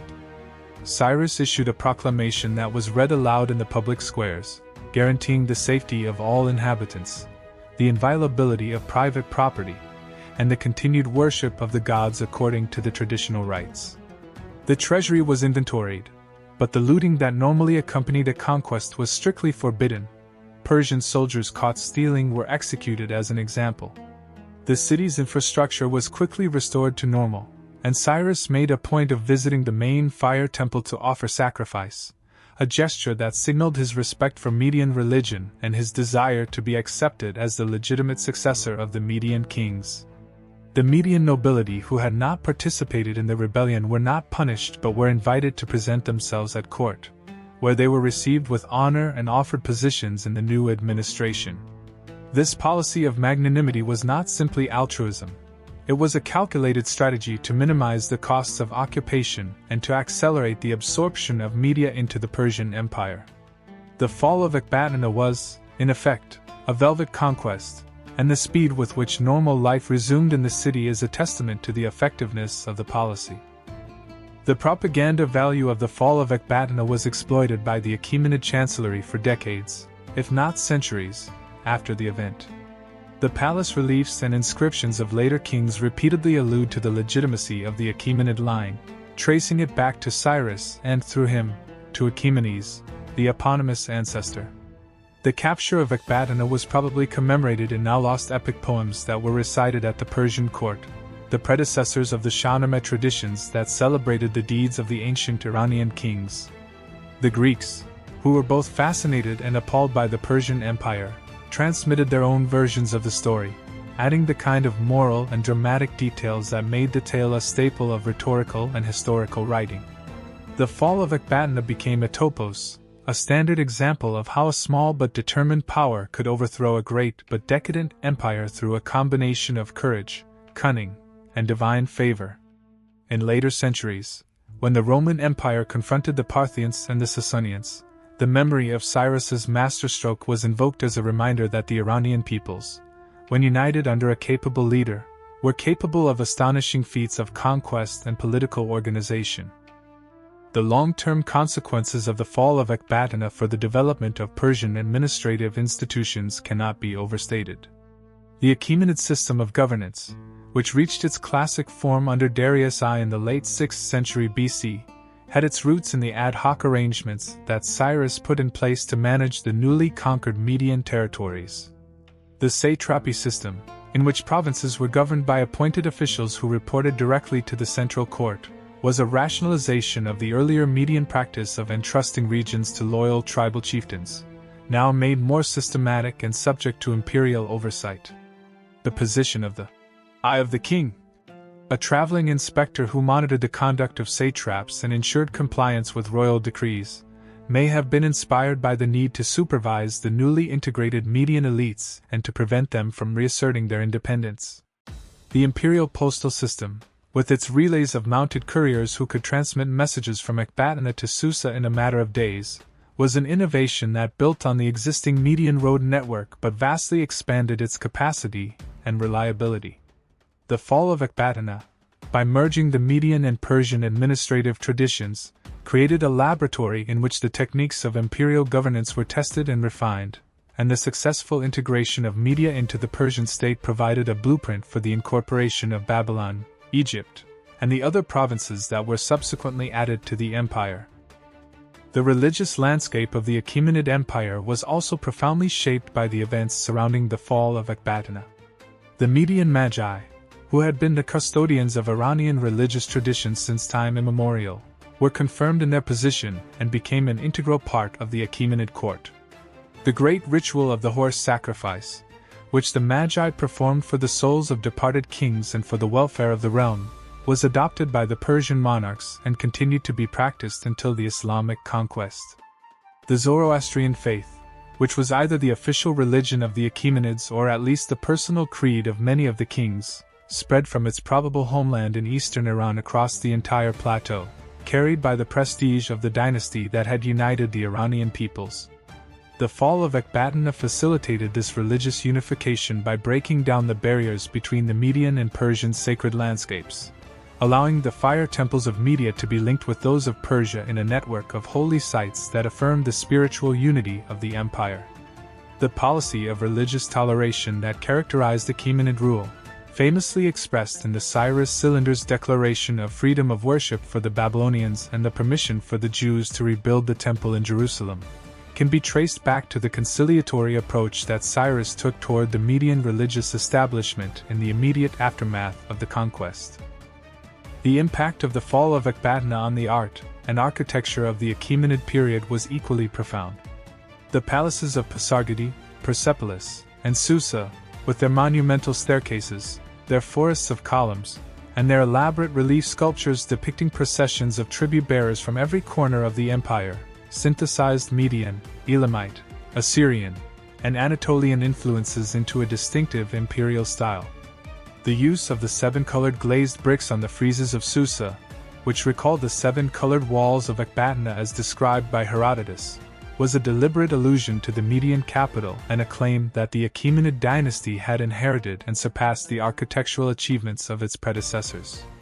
The columned audience hall, the Ecbatana, which became the signature building type of Persian royal architecture, may have been inspired by the hypostyle halls of Median Ecbatana, now executed on a vastly grander scale and with a refinement of technique that reflected the resources of a world empire. The fall of Ecbatana, by transferring control of the Median building workshops and the skilled craftsmen who staffed them, enabled the Achaemenid kings to embark on a building program that would produce some of the most impressive monuments of the ancient world. The memory of the fall of Ecbatana was preserved not only in Persian and Greek historiography but also in the biblical tradition, where it forms part of the background to the Jewish experience of exile and restoration. The prophetic book of Isaiah, specifically the section known as 2nd Isaiah, contains passages that exalt Cyrus as the anointed of the Lord, the instrument of divine providence who would overthrow the nations and restore Israel. Isaiah 45:1-3 declares, "Thus says the Lord to his anointed, to Cyrus, whose right hand I have grasped, to subdue nations before him and to strip kings of their robes, to open doors before him, and the gates shall not be closed." This remarkable text, which dates to the very period of Cyrus's conquests, reflects the impact that the fall of Ecbatana and the subsequent fall of Babylon had on the Jewish exiles, who saw in the Persian king a liberator sent by God. The return of the exiles to Jerusalem, authorized by a decree of Cyrus in 538 BC, was made possible by the consolidation of imperial power that had begun with the capture of the Median capital a dozen years earlier. The fall of Ecbatana thus resonates in the sacred history of three world religions, Judaism, Christianity, and Islam, all of which recognize Cyrus as a figure of providential significance. The economic integration of the Iranian plateau that followed the fall of Ecbatana created a common market that stretched from the Hindu Kush to the Zagros, fostering commerce, urbanization, and cultural exchange on an unprecedented scale. The standardization of weights and measures, the minting of a common currency, and the elimination of internal tolls under Achaemenid rule can all be traced back to the political unification that Cyrus achieved through his masterstroke. The Royal Road, which was later developed into a systematic communication network by Darius I, built on the routes that had linked Ecbatana with the provinces of the Median Empire and now connected the new Persian capitals with the satrapies of the West. The caravans that passed through Ecbatana carry not only goods but also ideas, technologies, and artistic styles, creating a cosmopolitan culture that was uniquely Achaemenid. The fall of Ecbatana was thus an economic as well as a political event, the creation of a unified economic space that would survive the fall of the Achaemenid dynasty and persist under the Seleucid, Parthian, and Sasanian regimes that followed. The ethical and philosophical dimensions of the fall of Ecbatana are worth pondering, for they reveal something essential about the nature of power and the conditions under which empires rise and fall. The story is, at its heart, a cautionary tale about the dangers of arbitrary rule. Astyages, whatever his virtues as an administrator and a diplomat, crossed a moral line when he attempted to murder his own grandson and when he inflicted the ultimate cruelty on his loyal servant Harpagus. These acts, which may have seemed prudent in the moment, created a legacy of mistrust and resentment that ultimately destroyed him. The fall of Ecbatana demonstrates that the personal character of a ruler, far from being a matter of private morality, is a crucial factor in the stability of the state. A king who rules through fear will eventually find himself isolated and betrayed, whereas a king who governs through justice and generosity can build a coalition that transcends tribal and ethnic divisions. This was the insight that Cyrus grasped and that his successors, for the most part, tried to embody in their conduct. The Achaemenid Empire, for all its autocratic trappings, was founded on a principle of mutual obligation between the ruler and the ruled, a principle that had its first practical test in the treatment of the Medes after the fall of Ecbatana. The role of women in the drama of the fall of Ecbatana, though less prominently recorded in the sources than the actions of kings and generals, was nonetheless significant. Mandane, the mother of Cyrus, was the biological link that connected the Persian and Median royal houses, and her marriage to Cambyses I was a political act that carried profound implications for the legitimacy of her son.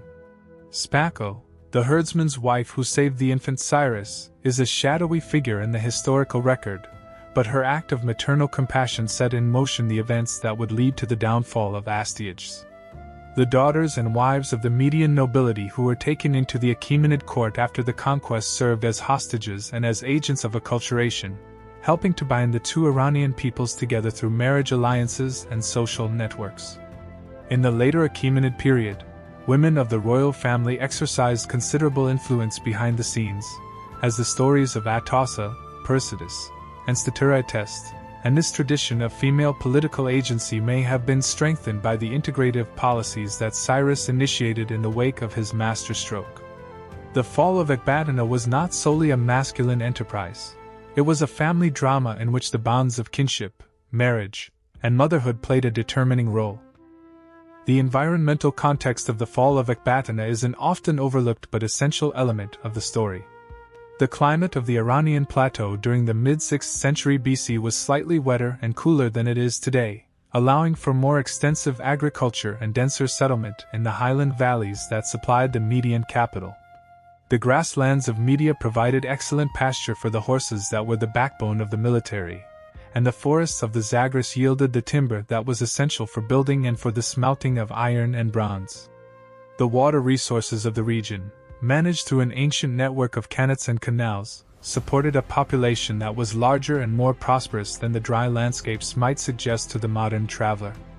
The fall of Ecbatana gave Cyrus control over these environmental resources, and his subsequent building projects and military campaigns drew on the agricultural surplus of Media as well as of Persia.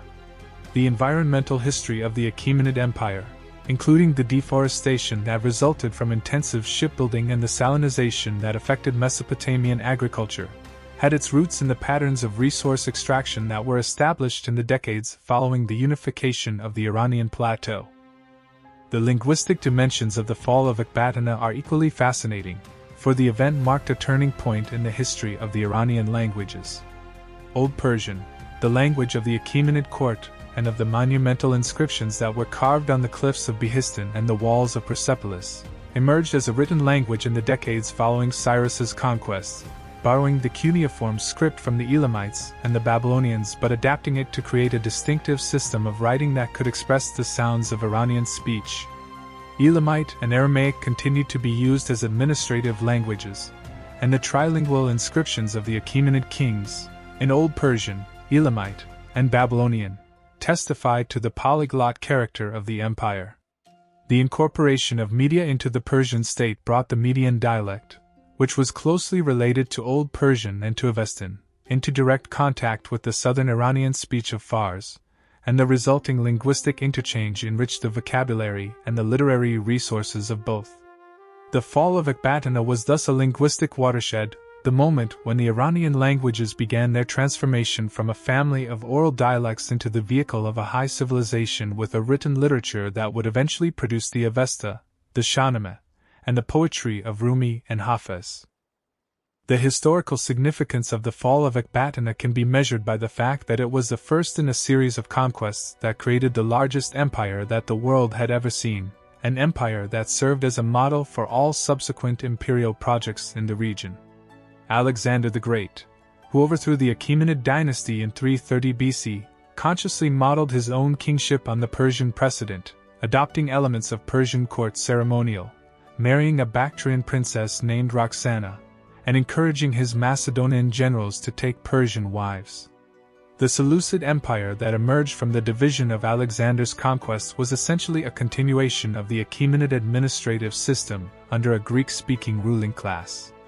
The Parthian and Sasanian empires of later antiquity explicitly claimed descent from the Achaemenids and sought to revive the glory of the ancient Iranian monarchy.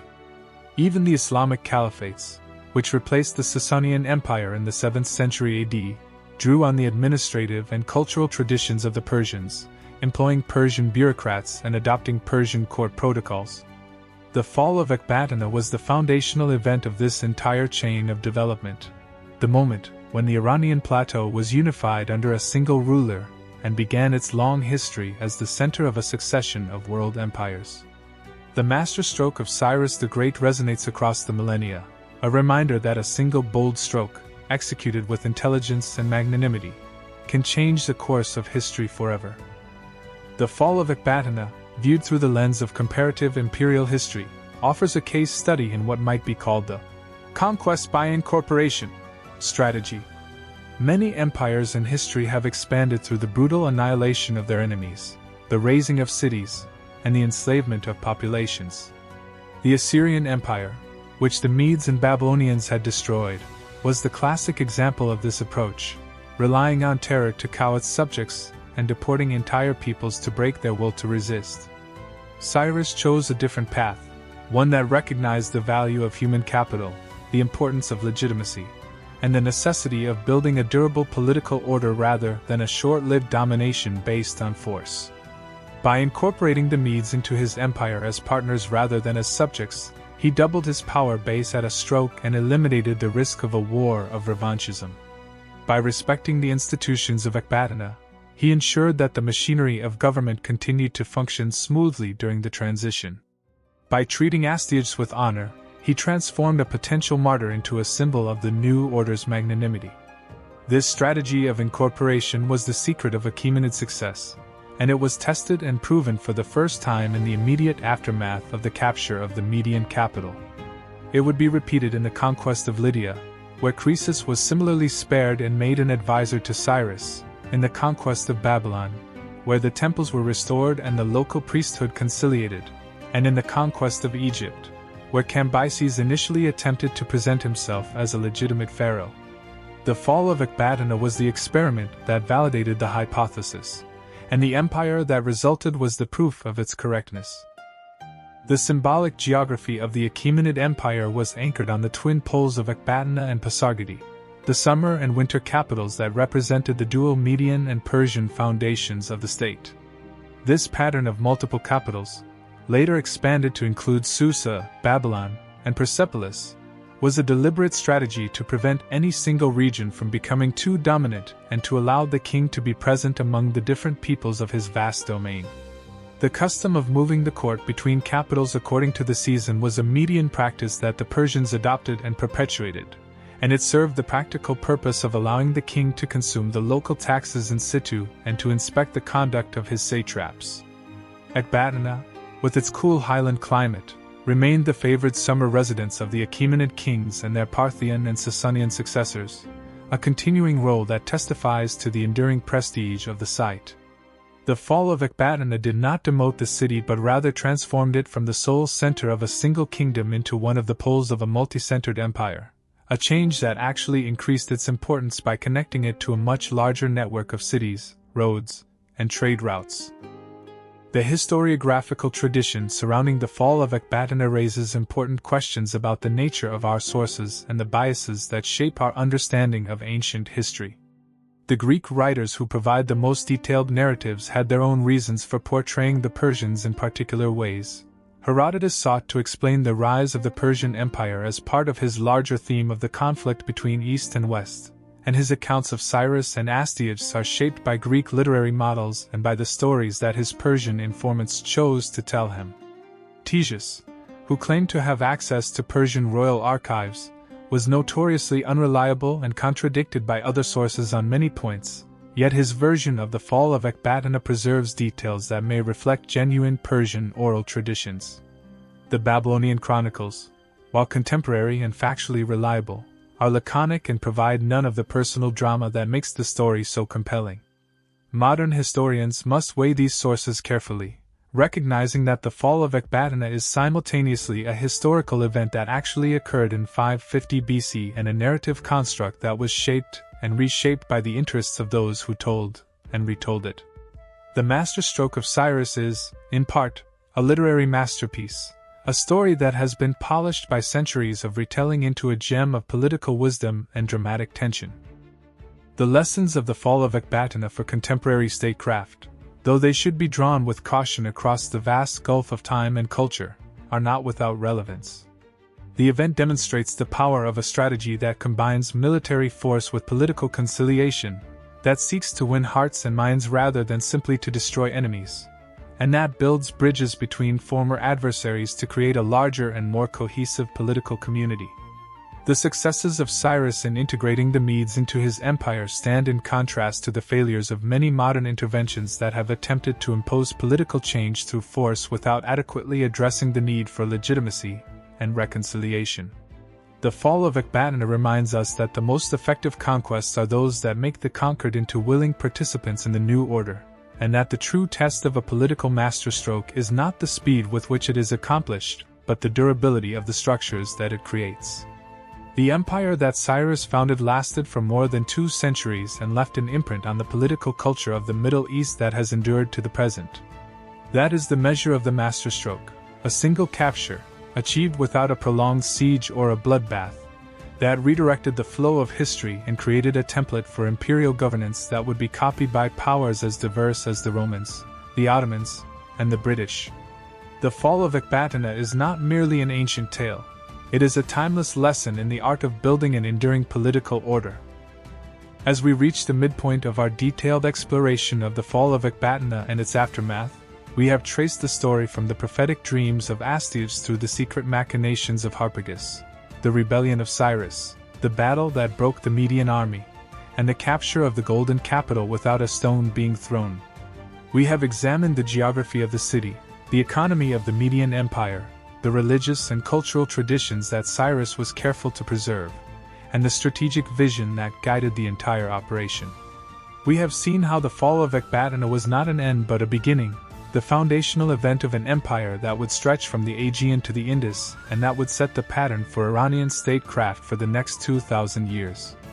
In the chapters that follow, we will follow the consequences of the masterstroke as they rippled outward through the conquest of Lydia and Babylon, the organization of the satrapy system, the building of the great palaces, and the creation of an imperial ideology that would define the Achaemenid era. The stage is now set for the second half of our journey, where we will watch the Persian Empire emerge fully from the chrysalis of its Median predecessor and spread its wings across the ancient world.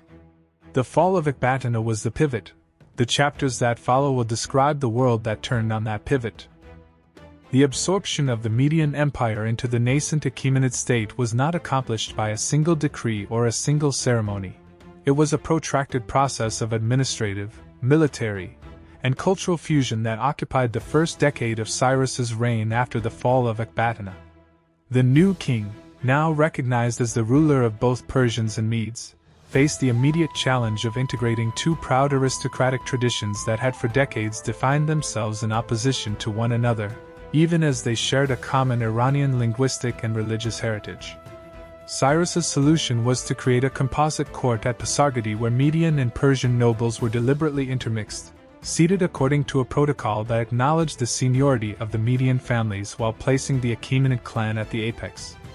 The royal guard was reorganized into a single corps of 10,000 immortals, drawn equally from Median lancers and Persian spearmen, their uniforms and weapons standardized to erase visible distinctions, their officers selected on the basis of merit and loyalty rather than ethnic origin. The education of young aristocrats, which had previously been conducted within the separate clans, was now centralized in a system that taught the skills of riding, archery, and truth-telling, the famous Persian triad, alongside the Median traditions of dream interpretation, astronomy, and courtly etiquette. This cross-pollination of elites created a new imperial nobility that owed its status and its identity to the person of the great king, rather than to the ancestral tribes. And this nobility became the human infrastructure upon which the entire Achaemenid project was built. The economic consolidation of the Iranian plateau under a single administration brought immediate material benefits that helped to reconcile the population to the new order. The tribute that had previously been sent to Ecbatana from the provinces of Armenia, Cappadocia, and the Caspian coast was now combined with the revenues of Persia and redirected toward large-scale public works that benefited both regions. The Royal Road, an ancient track that connected Susa and Elam with the Median capital, was surveyed, straightened, and provided with a network of posting stations spaced a day's journey apart, each equipped with fresh horses, fodder, and lodgings for royal couriers.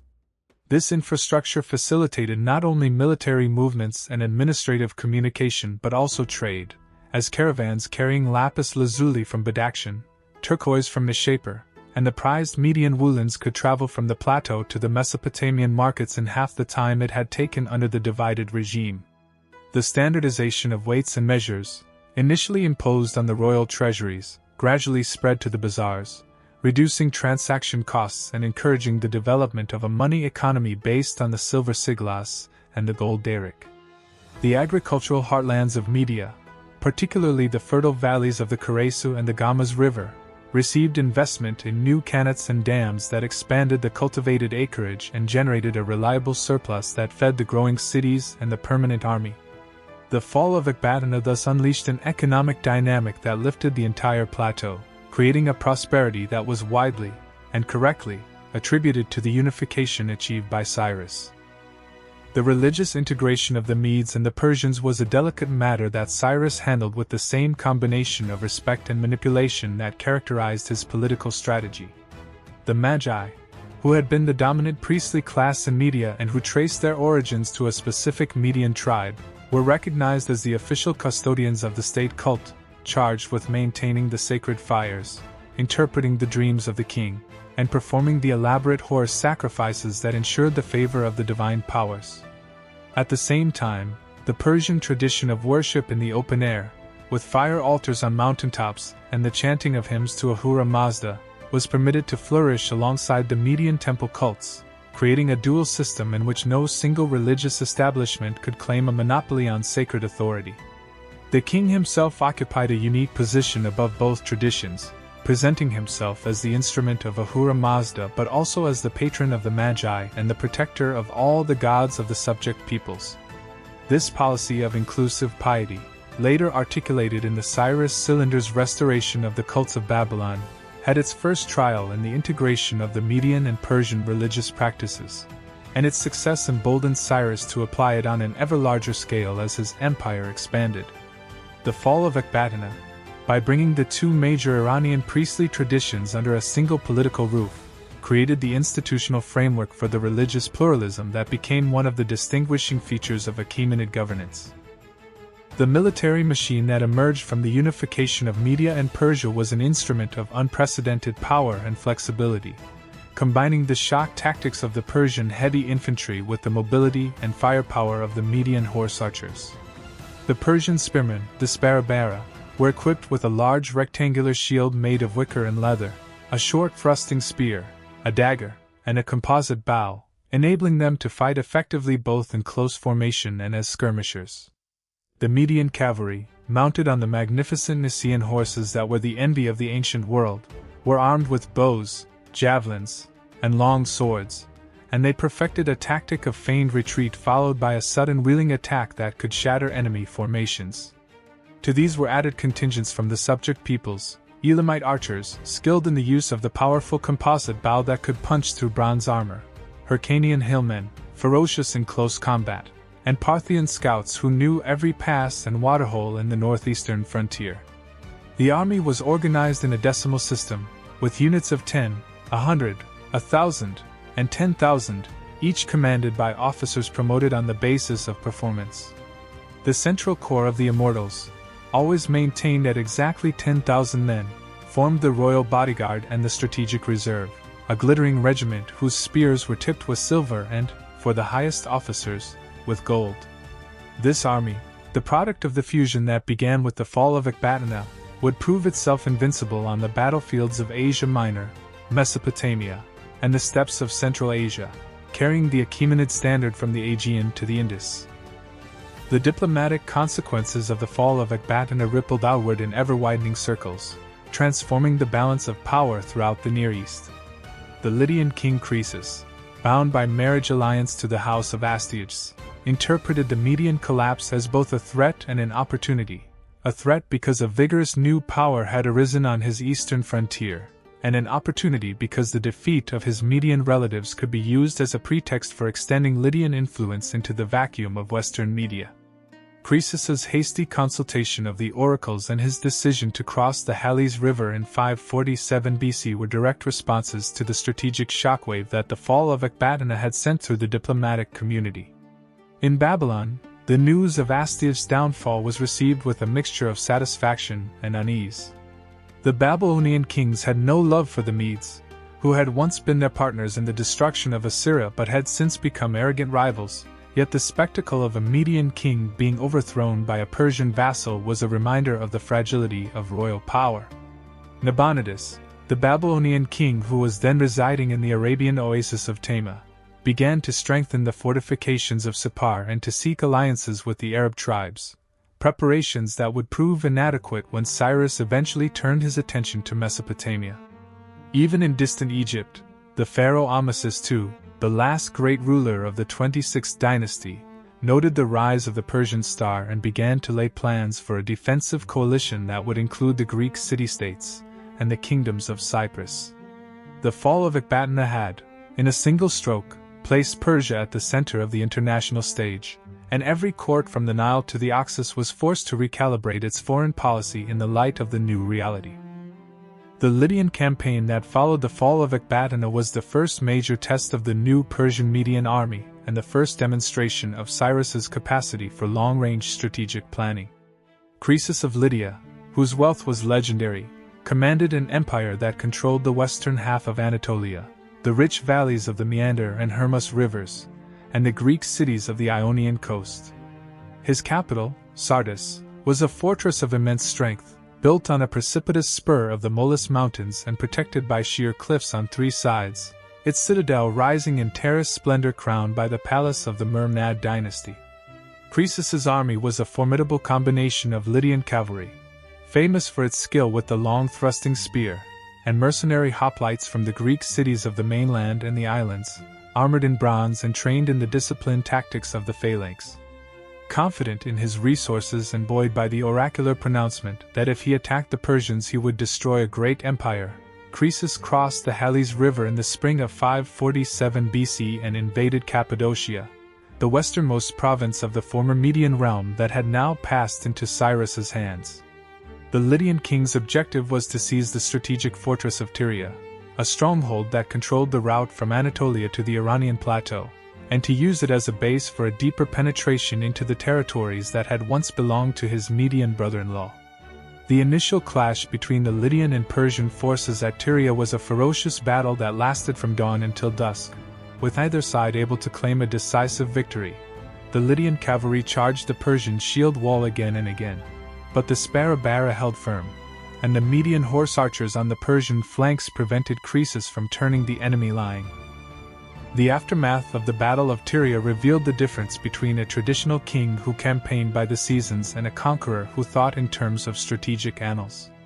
Croesus, following the customary practice of ancient warfare, concluded that the campaigning season was over and retired to Sardis for the winter, disbanding his mercenary contingents and sending messages to his allies, the Egyptians, the Babylonians, and the Spartans, requesting that they assemble their forces in the spring for a combined offensive against the Persian upstart.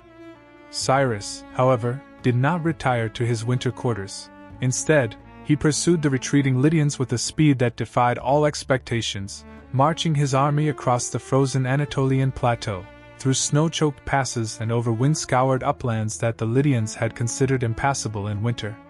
The Persian army, hardened by the rigors of the Iranian highlands, was accustomed to campaigning in conditions that would have immobilized the more comfort-loving soldiers of the West, and Cyrus's intelligence network, which had been active in Anatolia for months, provided him with accurate information about the dispersal of the Lydian forces. When the Persians appeared on the plain of the Hermus before Sardis, Croesus was taken completely by surprise. He hastily mustered what troops he had, primarily his Lydian cavalry, and deployed them on the open ground before the city, expecting to sweep the invaders away with a charge of his incomparable horsemen. Cyrus, however, had prepared a tactical surprise that would enter the annals of military history. Knowing that horses were terrified of camels, he placed a screen of baggage camels in front of his infantry line. The Lydian horses, scenting the unfamiliar beasts, panicked and bolted, throwing their riders and turning a disciplined charge into a chaotic rout. The Lydian cavalry, the pride of Croesus's army, was neutralized without a blow being struck. The siege of Sardis that followed the defeat of the Lydian field army lasted only 14 days, a testament to the ineptitude of the city's defense and the ingenuity of the Persian assault. The citadel of Sardis, as mentioned, was considered impregnable on three sides, but a Persian soldier named Hieroedes, a Mardian tribesman from the wilds of the Elbers, observed a Lydian soldier descending the cliff face to retrieve a helmet that had fallen, and he noted the path that the man used. That night, Hieroedes led a picked band of Persian climbers up the same precipitous route, and they gained the summit of the Acropolis undetected. At dawn, the Persians swarmed over the walls, and the city fell with a suddenness that stunned its inhabitants. Croesus, who had taken refuge in his palace, was captured alive and brought before Cyrus in chains. The famous scene that follows, preserved by Herodotus and elaborated by later tradition, is one of the great set pieces of world literature. Croesus, standing on a pyre that Cyrus had ordered lit, cried out the name of the Athenian sage Solon, who had once warned him that no man could be called happy until he was dead. Cyrus, struck by the words and by the realization that he, too, might one day suffer a similar reversal, ordered the flames extinguished, a task made difficult by the intensity of the fire but accomplished, according to some accounts, by a sudden rainstorm sent by Apollo. Whatever the historical details, the sparing of Croesus was entirely in character for Cyrus, who once again demonstrated that the magnanimity he had shown to Astyages was not an isolated act but a consistent principle of imperial statecraft. Croesus was taken into the Persian court, where he became a trusted advisor, and his legendary wealth was added to the imperial treasury, financing the next wave of Achaemenid expansion. The subjugation of the Ionian Greek cities that followed the fall of Sardis extended Persian power to the shores of the Aegean Sea for the first time,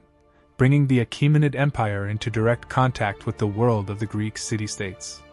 The Ionians, who had been tributaries of Croesus and before him of the Lydian kings, initially resisted the Persian demand for submission, sending envoys to Sparta to plead for assistance against the eastern barbarian. The Spartans, cautious and far away, contented themselves with sending a ship to observe the situation and dispatching a herald to warn Cyrus not to harm any Greek city, a threat that the great king received with amused contempt, asking who these Spartans were who presumed to command the ruler of Asia. The cities of Ionia, abandoned by their motherland, fell one by one to the Persian armies under the command of the Median general Harpagus, who had now transferred his talents for treachery and siegecraft to the service of his new master. Harpagus employed a methodical approach, reducing each city's defenses with earthworks and battering rams, techniques that the Persians had learned from the Assyrians and the Babylonians, while offering generous terms of surrender that preserved the local aristocracies and the temples. The Greeks of the mainland later portrayed the Ionian submission as a national humiliation, but the reality was more complex. Many Ionian tyrants and oligarchs found Persian suzerainty congenial, for the great king's support secured their own domestic dominance, and the commercial opportunities of the imperial economy enriched the port cities. The fall of Sardis and the absorption of Ionia completed the first phase of Cyrus's western expansion, creating a land empire that stretched from the Persian Gulf to the Aegean, a distance of over 2,000 miles, all acquired within the astonishingly brief span of less than a decade after the fall of Ecbatana. The consolidation of the Western conquests required a system of governance that could manage distant provinces separated from the imperial center by vast stretches of mountain and desert. Cyrus appointed the Lydian nobleman Pactyas as the governor of Sardis, a decision that initially seemed wise but quickly backfired when Pactyas, exploiting the resentment of the Lydian aristocracy, rebelled and incited a revolt among the coastal cities. The rebellion was crushed by the Median general Mazars and his successor Harpagus, but it taught Cyrus an important lesson about the dangers of entrusting a conquered province to a native ruler with ambitions of his own. In the aftermath, the satrapy system was refined. The western provinces were placed under the authority of Persian and Median governors, called satraps, who were appointed directly by the king and who served at his pleasure. The satrap of Lydia, based in the rebuilt citadel of Sardis, controlled a territory that included the former Lydian kingdom and the Greek cities of the coast, and he was responsible for the assessment and collection of tribute, the administration of justice, and the maintenance of a military garrison. Alongside the satrap, the king appointed a separate military commander and a chief financial officer, a division of powers designed to prevent any single official from accumulating the resources necessary for rebellion. The tribute of Lydia was fixed at an annual sum of 500 silver talents, in addition to the supply of horses, provisions, and military contingents, a figure that reflects the immense wealth of the province. The fall of Ecbatana had provided the template. The conquest of Lydia provided the opportunity to apply the template on a larger canvas, and the resulting administrative structure would become the standard model for the governance of the entire Achaemenid Empire. The eastern frontiers of the newly enlarged Persian Empire, though less glamorous than the glittering conquests of Lydia and Babylon, absorbed a great deal of Cyrus's attention in the years following the fall of Ecbatana.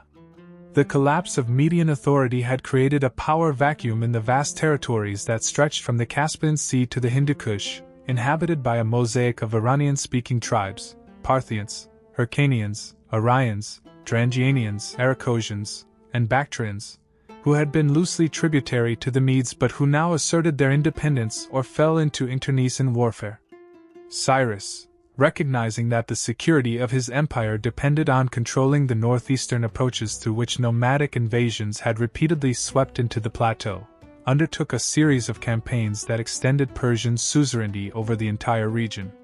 The Parthians, a people whose name would later be given to the Arsacid dynasty that succeeded the Seleucids, submitted to Cyrus after a campaign that saw the Persian army cross the arid Dashti Kaveh and surprise the Parthian chieftains in their mountain strongholds. The Hyrcanians, who inhabited the densely forested shores of the Caspian Sea, were conquered by a combination of military pressure and diplomatic negotiation, their chieftains being confirmed in their local authority in exchange for tribute and military service. Margiana, the fertile oasis of the Merv region in modern Turkmenistan, was annexed and fortified as a bulwark against the nomadic tribes of the steppe, and the city of Merv would later become one of the great urban centers of the Iranian world. The systematic incorporation of these eastern territories, which had been marginal to the Median Empire, transformed the Persian state into a truly continental power, controlling the caravan routes that linked China, India, and the Mediterranean, and providing an inexhaustible reservoir of cavalry for the imperial army. The conquest of Bactria, the rich and ancient kingdom centered on the valley of the Oxus River in modern northern Afghanistan and southern Uzbekistan, was the capstone of Cyrus's eastern campaigns. Bactria was a land of legendary wealth, its fertile soil producing wheat, rice, and grapes in abundance, its mountains yielding gold, lapis lazuli, and rubies, and its horses, bred on the grasslands of the Hindu Kush, were among the finest in the world. The Bactrian kingdom, with its capital at Bactra, modern Balkh, had been a major power since the Bronze Age, and its rulers traced their lineage back to the mythological heroes of the Avestan tradition. Cyrus, approaching Bactria from the west, followed the route that would later become the main artery of the Silk Road, crossing the deserts of Margiana and ascending the valley of the Murghab River into the highlands. The Bactrian army, composed of heavily armored cavalry and contingents of Sogdian horse archers, met the Persian forces in a series of engagements that tested the mettle of the newly unified Iranian army. The Persian victory, achieved through a combination of tactical flexibility and the defection of some Bactrian nobles who had been cultivated by Persian diplomacy, brought the entire region under Achaemenid control. Cyrus appointed his second son, Bardia, as satrap of Bactria, entrusting the crucial northeastern frontier to a member of the royal family. The integration of Bactria into the empire not only secured the border against the nomadic Saka tribes but also opened the routes to the Indus Valley and the Indian subcontinent, setting the stage for the eastern expansion that would be undertaken by Darius I and his successors. The building of Pasargadae, the first capital of the Achaemenid Empire, was a statement of dynastic ambition that paralleled and complemented the military conquests. Situated in the plain of Murghab, about 40 kilometers northeast of the later city of Persepolis, Pasargadae was chosen for its strategic location on the route between the Persian heartland and the Median plateau, as well as for its symbolic resonance as the gathering place of the Persian tribes. The palace complex, constructed using labor and materials drawn from the entire empire, blended architectural traditions from across the Near East into a new and distinctly Achaemenid synthesis. The audience hall, or Ecbatana, was a forest of columns whose capitals were carved in the form of bulls, lions, and griffins, motifs borrowed from Assyrian and Elamite art but executed with a finesse that surpassed their models. The residential palace was surrounded by a magnificent garden, the paradata, a word that gave rise to the Greek paradisos and the English paradise, irrigated by channels of limestone and planted with cypresses, fruit trees, and flowers from every province. The entrance gate was flanked by colossal winged bulls with human heads, a direct borrowing from the Assyrian palace gates at Nineveh and Khorsabad, but the inscription on the gate proclaimed in 3 languages, Old Persian, Elamite, and Babylonian, "I am Cyrus, the king, the Achaemenid," a declaration that left no doubt about the identity and the pride of the builder. The tomb of Cyrus, a simple but majestic gabled structure of white limestone set on a stepped platform, reflected a different aesthetic, one of dignified restraint that harmonized with the austere traditions of the Persian tribes. Pasargadae was, in stone and mortar, the embodiment of the masterstroke that had begun with the fall of Ecbatana, a new capital for a new empire, constructed by the fusion of many cultures under the authority of a single king. The internal administration of the empire during the years of Cyrus's mature reign continued to evolve along lines that had been foreshadowed in the integration of Media. The satrapy system was regularized and extended to all the conquered provinces, each satrapy being administered by a governor who was a relative of the king or a trusted noble from one of the great Persian families. The satrap was assisted by a chancellor, who managed the financial accounts and the correspondence, and by a garrison commander, who controlled the military forces stationed in the province, a separation of powers that reduced the risk of rebellion. The tribute system, which had been pioneered in the aftermath of the fall of Ecbatana, was systematized into an annual assessment that was paid partly in precious metals and partly in kind, horses, grain, textiles, and other commodities that were stored in the imperial magazines for use by the army and the court. The roads, with their posting stations and their garrisons, were maintained at royal expense, and a corps of royal inspectors, the eyes and ears of the king, traveled the empire unannounced to investigate the conduct of satraps and to report any signs of corruption or disloyalty. This administrative apparatus, which would reach its fullest development under Darius I, was essentially the creation of Cyrus, who had the foresight to recognize that a military conquest was only the first step in the creation of an enduring polity. The fall of Ecbatana had provided the laboratory in which the techniques of imperial administration were first tested.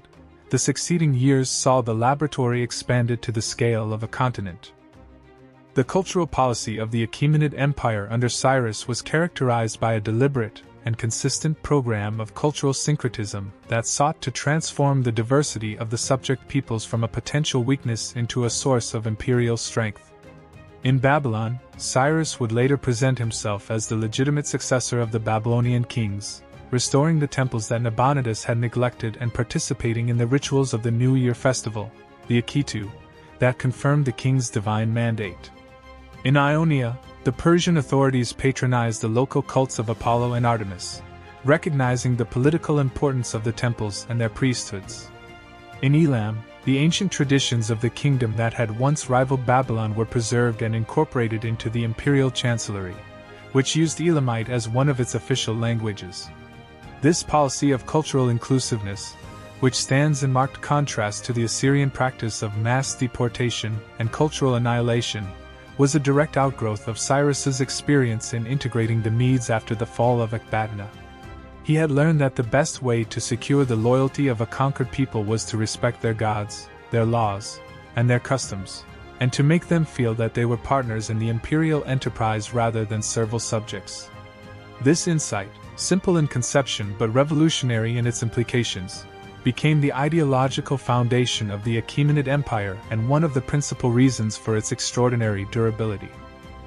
The conquest of Babylon in 539 BC was the crowning achievement of Cyrus's reign and the event that, more than any other, transformed the Persian Empire from a regional Iranian power into a world empire of truly universal pretensions.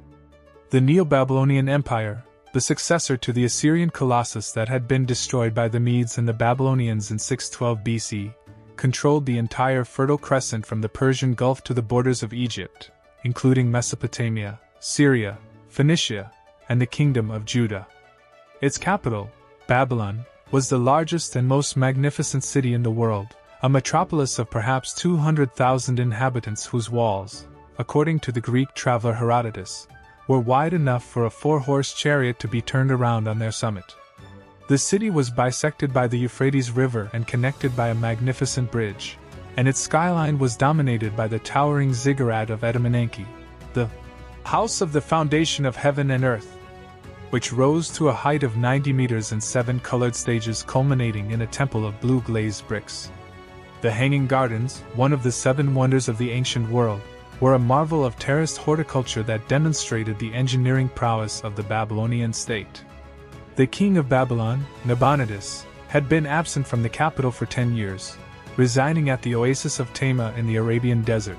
while his son Belshazzar governed the city as regent.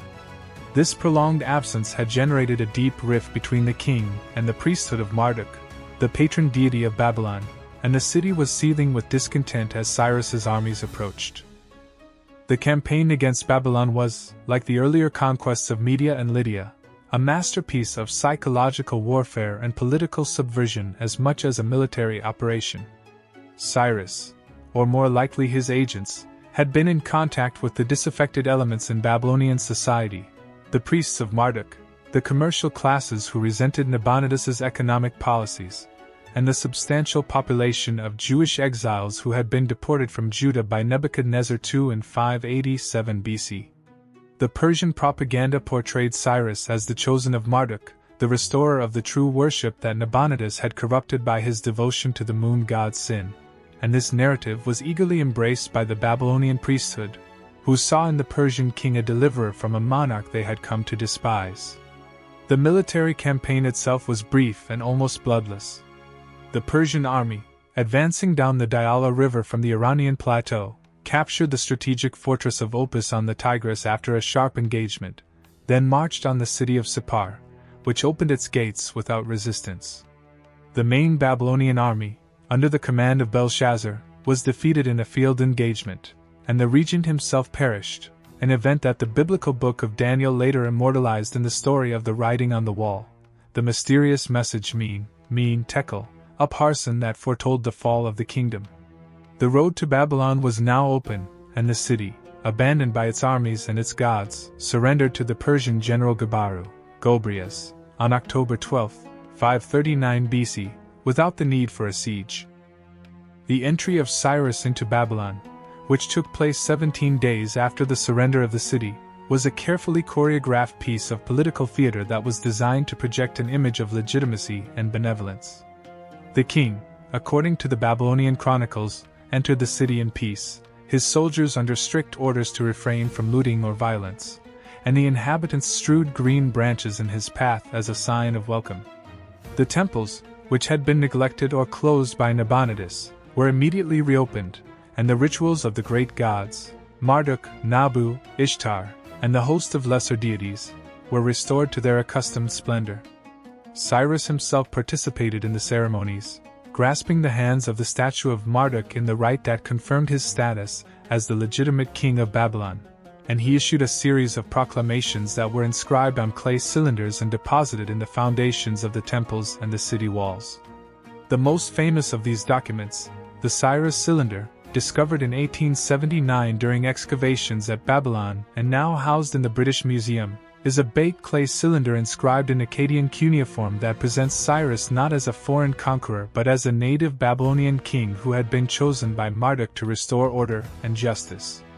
The cylinder denounces Nabonidus as an impious tyrant who had oppressed his people and neglected the worship of the gods, and it describes Cyrus as a righteous ruler who had liberated the inhabitants of Babylon from forced labor, repaired the dilapidated temples,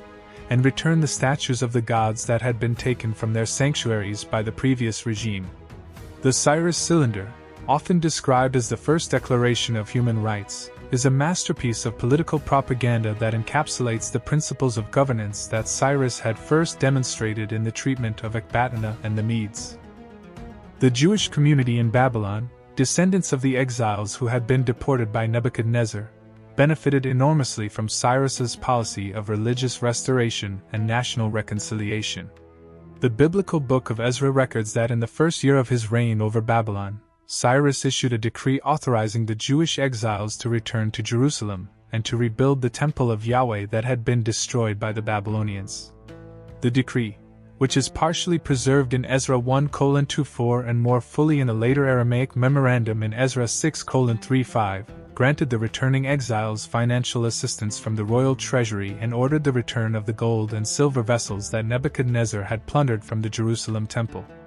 The motives for this decree were undoubtedly political. A restored Jewish community in Judah would serve as a loyal Persian outpost on the Egyptian frontier, and the gratitude of the Jewish exiles would be a useful counterbalance to the restive Phoenician and Philistine cities along the coast. Yet the decree also reflected Cyrus's genuine commitment to the policy of religious pluralism and restoration that he had pursued since the fall of Ecbatana.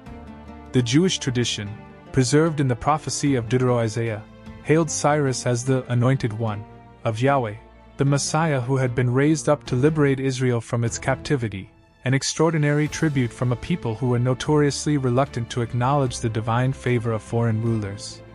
The return to Zion, led by Sheshbazzar and later by Zerubbabel and Joshua the high priest, was a direct consequence of the policies that Cyrus had inaugurated with his masterstroke of 550 BC, and the ties between the Jewish people and the Persian monarchy remained strong until the fall of the Achaemenid Empire. The administration of the vast new territories that had been added to the empire through the conquest of Babylon was integrated into the satrapy system that Cyrus had been developing since the fall of Ecbatana. The satrapy of Babylon and the lands beyond the river, a vast administrative unit that included Mesopotamia, Syria, Phoenicia, and Palestine, was placed under the authority of the satrap Gabaru, the general who had commanded the forces that captured the city.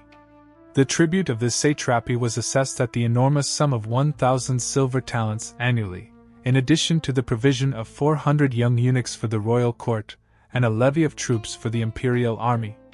The complex irrigation system of Mesopotamia, which depended on the constant maintenance of the canals and dikes that channeled the waters of the Euphrates and Tigris, was kept in working order by the satrapal administration, and the agricultural productivity of the region, the richest in the ancient world, continued to flow into the imperial coffers. The Phoenician cities of Tyre, Sidon, and Byblos, which had been tributaries of Babylon, were incorporated into the empire on terms that preserved their commercial autonomy and their fleets, which would later provide the naval power for the Persian invasions of Greece. The conquest of Babylon, coming less than 2 decades after the fall of Ecbatana, completed the transformation of the Persian state from a marginal kingdom in the Iranian highlands into the dominant power of the ancient Near East, an empire that controlled the twin pillars of civilization, Mesopotamia and Egypt, and the trade routes that connected them to the wider world. The death of Cyrus the Great, which occurred in 530 BC while campaigning against the Masterstroke, a nomadic confederation on the northeastern frontier, was a blow that tested the resilience of the administrative structures that he had created. The campaign against the Masterstroke, led by their formidable queen Tamaris, was prompted by a combination of strategic necessity, The nomads had been raiding the newly conquered territories of Sogdiana and Bactria, and the ambition of a king who had never known defeat and who could not resist the challenge of the limitless steppe. The campaign, which is described in vivid detail by Herodotus, began with a ruse that initially succeeded but ultimately led to disaster. Cyrus, feigning a retreat, abandoned a camp filled with food and wine, and a detachment of Masterstroke, unaccustomed to the effects of fermented grape juice, fell upon the feast and became intoxicated. The Persians returned and slaughtered the sleeping nomads, taking prisoner Spargopizes, the son of Queen Tomiris. When the young prince, in shame and despair, committed suicide, the queen gathered her remaining forces and, in a furious engagement on the plains east of the Caspian Sea, overwhelmed the Persian army. Cyrus himself fell in the battle, his body recovered by the enemy and, according to the lurid account of the Greek historian, his head plunged into a wineskin filled with human blood so that the conqueror who had thirsted for empire might drink his fill at last. The historical facts of Cyrus's death are more sober but no less significant. The Achaemenid king, the man who had captured Ecbatana, Sardis, and Babylon without a single major defeat, had overreached himself on the steppes, and the empire that he had built would have to survive the loss of its founder. The succession to Cyrus was managed with a smoothness that reflected the institutional strength of the imperial system. Cambyses II, the elder son of Cyrus and his principal wife Cassandane, had been designated as the heir and had served as regent during his father's military campaigns. Upon Cyrus's death, Cambyses ascended the throne without significant opposition, and one of his first acts was to transport his father's body back to Pasargadae, where it was interred in the simple but majestic tomb that Cyrus had prepared for himself. The tomb, a gabled limestone structure resting on a 6-step platform, was surrounded by a sacred grove and was guarded by a body of magi who performed daily sacrifices in honor of the departed king. The inscription on the tomb, according to the later testimony of Aristobulus and Plutarch, read, "O man, I am Cyrus, who founded the empire of the Persians and was king of Asia. Grudge me not therefore this monument." The cult of Cyrus, which was maintained by the Magi and supported by royal endowments for generations, served as a unifying symbol for the dynasty, a reminder of the founding father whose masterstroke had set the entire imperial enterprise in motion. The transition from Cyrus to Cambyses demonstrated that the Achaemenid state was no longer dependent on the personal charisma of a single individual. It had developed the institutional resilience necessary to survive the death of its architect. Cambyses II, though less celebrated than his father, was a capable and ambitious ruler who undertook the final major conquest that completed the Achaemenid domination of the ancient Near East, the conquest of Egypt. The Egyptian kingdom of the 26th dynasty, ruled by the pharaoh Psamtik III, was the last independent great power in the region, and its absorption into the Persian Empire had been foreshadowed by the logic of expansion that had been set in motion by the fall of Ecbatana. The campaign of 525 BC was meticulously planned, involving the construction of a fleet supplied by the Phoenician cities and the Greek islanders of Cyprus and Samos, the negotiation of a safe passage across the Sinai Desert with the Arab chieftains of the region, and the coordination of a land army that advanced along the coast supported by the naval forces. The decisive battle was fought at Pelusium, the gateway to the Nile Delta, where the Egyptian army, composed of native Egyptian infantry and Greek and Carian mercenaries, was defeated after a fierce engagement. The city of Memphis, the ancient capital of the pharaohs, was captured after a siege, and Psamtik III was taken prisoner. Cambyses initially attempted to follow his father's example of clemency, sparing the life of the pharaoh and appointing him as a potential client ruler, but after a subsequent plot was discovered, Psamtik was executed. Egypt was organized as a separate satrapy, with its capital at Memphis, and Cambyses assumed the titles and the regalia of a pharaoh, presenting himself as the legitimate successor of the native dynasty and as the protector of the Egyptian gods and temples. The reign of Cambyses, however, was marred by a crisis of legitimacy that erupted after his death in 522 BC, a crisis that tested the principles of governance that Cyrus had established. Cambyses, who was campaigning in Egypt, received word that his younger brother Bardiya had seized the throne in Persia. according to the official Achaemenid account later recorded in the Behistun inscription of Darius I, Cambyses had secretly murdered Bardia before departing for Egypt, and the Bardia who claimed the throne was an impostor, a Magian priest named Gaumata who bore a striking resemblance to the prince, and who had persuaded the people of the empire to accept him as their legitimate ruler. Cambyses, hastening back to Persia to confront the usurper, died under mysterious circumstances in Syria, possibly by his own hand.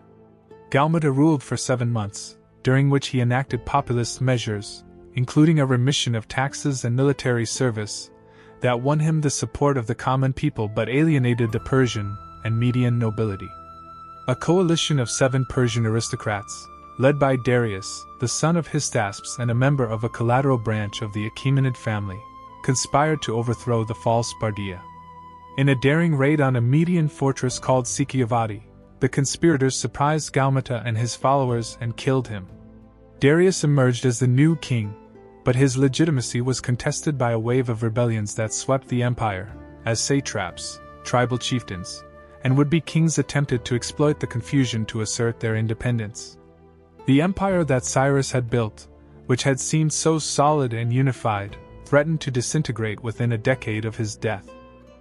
Darius I, who reigned from 522 to 486 BC, was the ruler who consolidated and institutionalized the Achaemenid Empire on a scale that even Cyrus had not achieved, and his reign represents the full flowering of the political and administrative genius that had first manifested in the fall of Ecbatana.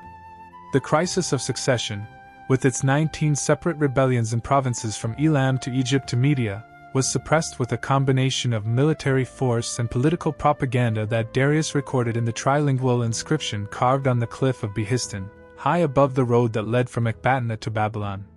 The Behistun inscription, written in Old Persian, Elamite, and Babylonian, is one of the most important historical documents of the ancient world, a detailed narrative of Darius's rise to power, his suppression of the rebellions, and his claim to legitimacy as the restorer of the Achaemenid dynasty. In the inscription, Darius explicitly invokes the lineage of Cyrus and the favor of Ahura Mazda, the wise lord, as the sources of his authority, and he presents himself as the champion of order and truth against the forces of chaos and falsehood. The rebellions, which included a serious revolt in Media led by a claimant named Phrivardus who claimed descent from Cyaxares, were crushed with a severity that contrasted with the clemency of Cyrus. But the result was the restoration of imperial unity and the establishment of a regime that would endure for nearly 2 centuries. The fall of Ecbatana had been the beginning of the story. The reign of Darius was the moment when the story reached its classic form. The administrative reforms of Darius I transformed the Achaemenid Empire from the personal creation of a conqueror into a rationalized state governed by laws and institutions that could function regardless of the personality of the monarch. The satrapy system, which had evolved haphazardly under Cyrus and Cambyses, was regularized into a network of 20 provinces, each with clearly defined borders and a fixed annual tribute that was assessed according to its economic capacity. The tribute list preserved by Herodotus, which is one of the most detailed economic documents of the ancient world, records the assessments in silver talents for each satrapy. The wealthiest provinces, such as Babylon and Egypt, paid 1,000 talents apiece, while the poorer regions, such as the Caspian coastlands, paid tributes in horses, slaves, and other commodities. The annual revenues of the empire, according to Herodotus, amounted to 14,560 silver talents, a sum so vast that it represented a concentration of wealth unprecedented in human history.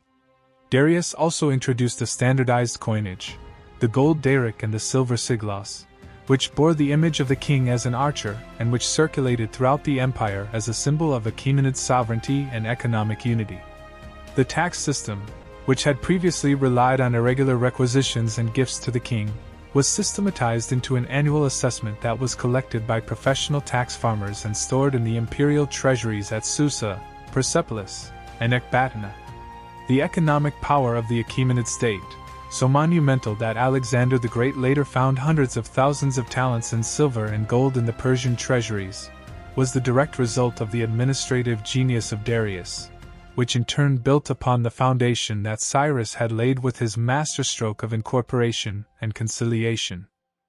The construction of Persepolis, the great ceremonial capital that Darius founded on a terrace at the foot of the Mount of Mercy in Fars, was the architectural culmination of the imperial ideology that had been developing since the fall of Ecbatana. Unlike Pasargadae, which had been a working capital and a personal monument to Cyrus, Persepolis was conceived as a stage for the performance of imperial power, a place where the representatives of all the subject nations would assemble annually to pay homage to the great king at the festival of the New Year, the Nowruz. The terrace, a vast platform of stone measuring approximately 450 by 300 meters, was approached by a monumental double staircase whose walls were carved with reliefs depicting processions of tribute-bearers from every corner of the empire. Medes in their distinctive round hats and tunics, Elamites bearing bows and daggers, Babylonians carrying vessels of gold, Lydians leading horses, Sogdians with their precious lapis lazuli, and so on through 23 delegations, each meticulously rendered in a style that combined realism with a hieratic formality. The Ecbatana, the great audience hall, was a forest of 72 columns, each rising to a height of 20 meters and topped with elaborate capitals in the shape of twin bulls or griffins, a space that could accommodate 10,000 guests, and that was designed to overwhelm the senses and to convey the majesty of the king who sat enthroned at its center. The reliefs of Persepolis are a stone encyclopedia of the Achaemenid world,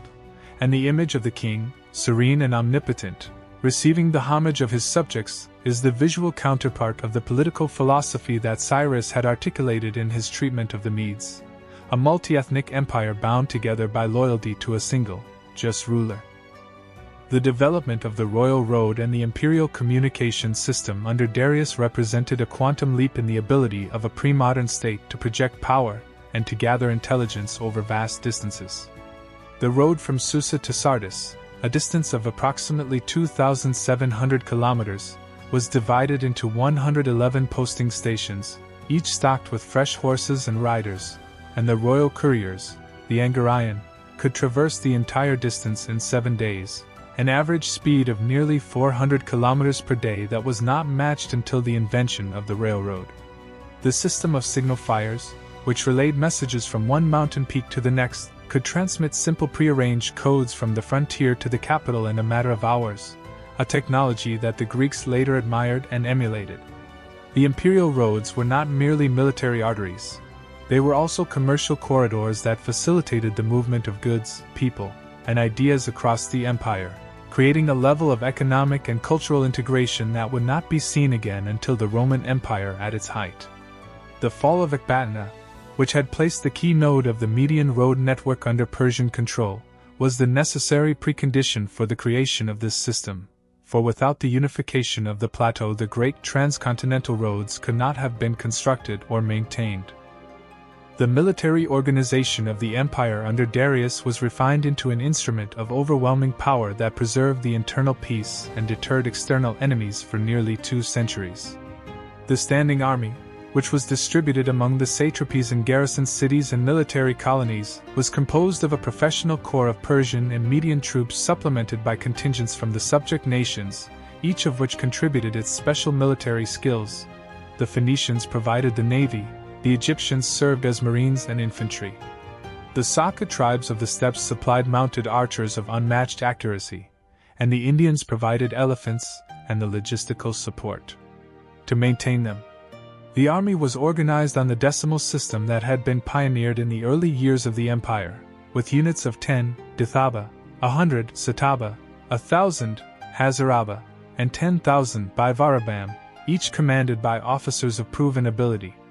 The Immortals, the elite corps of 10,000 infantry and cavalry, continued to serve as the Royal Guard and the Strategic Reserve, their name deriving from the practice of immediately replacing any fallen soldiers so that the unit's strength never dipped below 10,000. The army that Darius assembled for the invasion of Greece in 490 BC, the expedition that ended in the famous defeat at Marathon, was a fraction of the total military power that the empire could command, and the capacity of the Achaemenid state to mobilize, equip, and supply forces of over 100,000 men on distant campaigns was a testament to the organizational genius that had been unleashed by the unification of Media and Persia. The cultural and intellectual life of the Achaemenid Empire, though less well documented than that of the Greeks or the Romans, was extraordinarily rich and diverse, drawing on the traditions of a dozen civilizations and facilitating an exchange of knowledge that had profound consequences for the development of human thought. The Achaemenid court was a polyglot environment where Persian, Median, Elamite, Aramaic, Babylonian, Egyptian, and Greek were all spoken, and the imperial chancellery employed scribes who could translate between these languages and record the decrees of the king in multiple scripts. The Magi, who had been integrated into the court since the fall of Ecbatana, preserved and transmitted the wisdom of the Iranian religious tradition, including the hymns of Zarathustra, the Gathas, which were recited in the ancient Avestan language and which contained some of the earliest expressions of ethical monotheism. The Babylonian astronomers, working under imperial patronage, refined the mathematical models of planetary motion that would later be transmitted to the Greeks and the Indians, and the 12-sign zodiac that is still used today is a Babylonian invention that passed through the Achaemenid filter. The Greeks, who both admired and resented the Persian Empire, absorbed ideas from the East, the concept of a universal empire, the techniques of siegecraft, the design of gardens, the art of cavalry warfare, and the Persian wars, for all their brutality, were also a conduit for cultural transmission that shaped the development of classical civilization. The fall of Ecbatana, by setting in motion the processes that created this multi-civilizational empire, was therefore a moment of profound importance for the entire history of Eurasia. The Persian wars with the Greek city-states, which dominate the traditional narrative of Achaemenid history in the Western imagination, were, from the Persian perspective, a series of frontier campaigns that, although they ended in strategic failure, did not threaten the existence or the prosperity of the empire. The conflict began in 499 BC with the Ionian Revolt, a rebellion of the Greek cities of Asia Minor against the Persian-appointed tyrants, and the tribute obligations that the Ionians found increasingly irksome. The revolt, which was aided by a contingent of ships from Athens and Eretria, culminated in the burning of Sardis, the satrapal capital of Lydia, an act of defiance that enraged Darius and set in motion the first Persian expedition against the Greek mainland. The campaign of 490 BC, commanded by the Median admiral Datis and the Persian noble Artaphernes, was a punitive expedition aimed at punishing Athens and Eretria for their support of the Ionian rebels.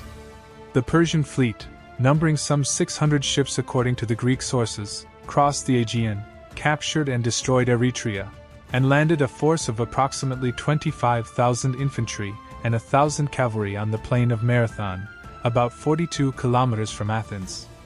The Athenians, with a small contingent of allies from Plataea, confronted the Persian army on the plain, and in a battle that has become one of the foundational myths of Western civilization,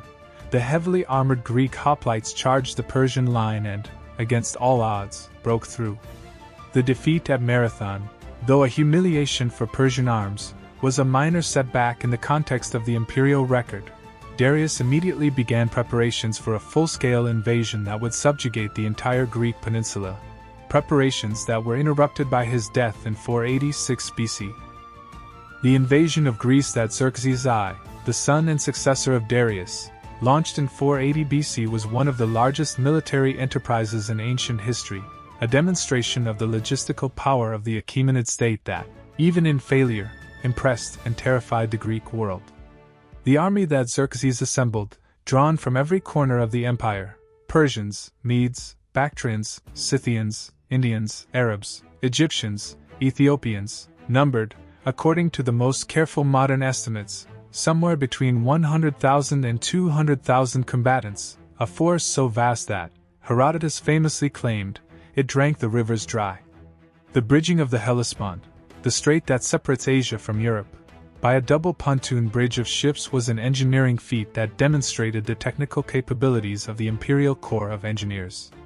The march through Thrace and Macedonia, the passage through the narrow coastal defile of Thermopylae, the occupation of Athens and the burning of the Acropolis, all these events, immortalized in the Greek literature of tragedy and triumph, were part of a campaign that was, from the Persian perspective, a largely successful punitive expedition that reduced the Greek heartland to submission.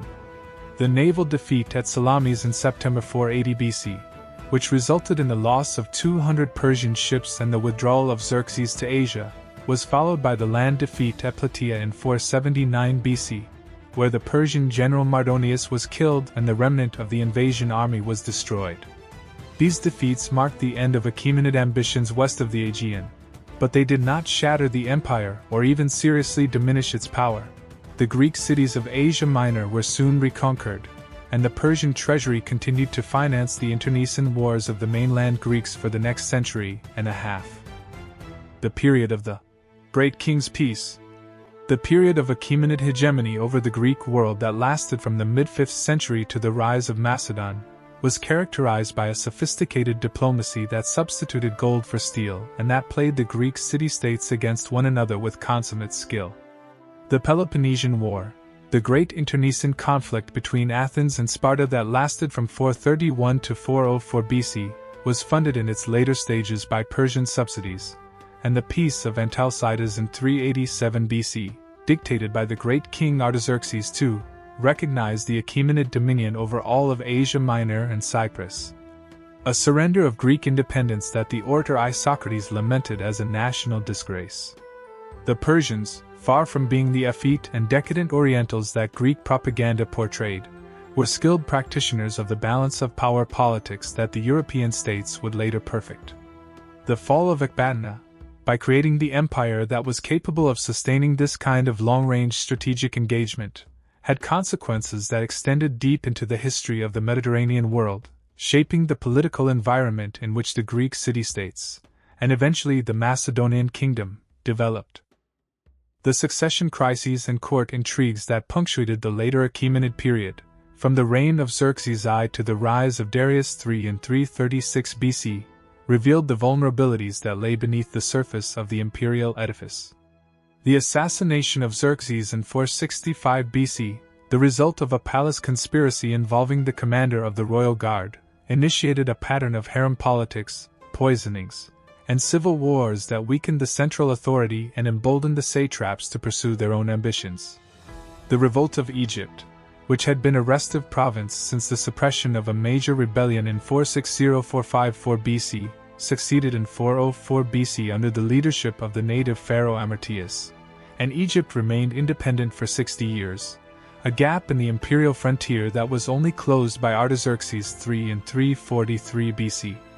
The satrapal revolts of the 4th century, particularly the Great Rebellion of the Western satraps that included the governor of Phrygia, the ruler of Caria, and the king of Salamis and Cyprus, tested the loyalty of the provincial elites and the effectiveness of the military response. The empire survived all these challenges, but the internal strains had weakened the fabric of loyalty and obligation that Cyrus had woven so skillfully in the aftermath of the fall of Ecbatana,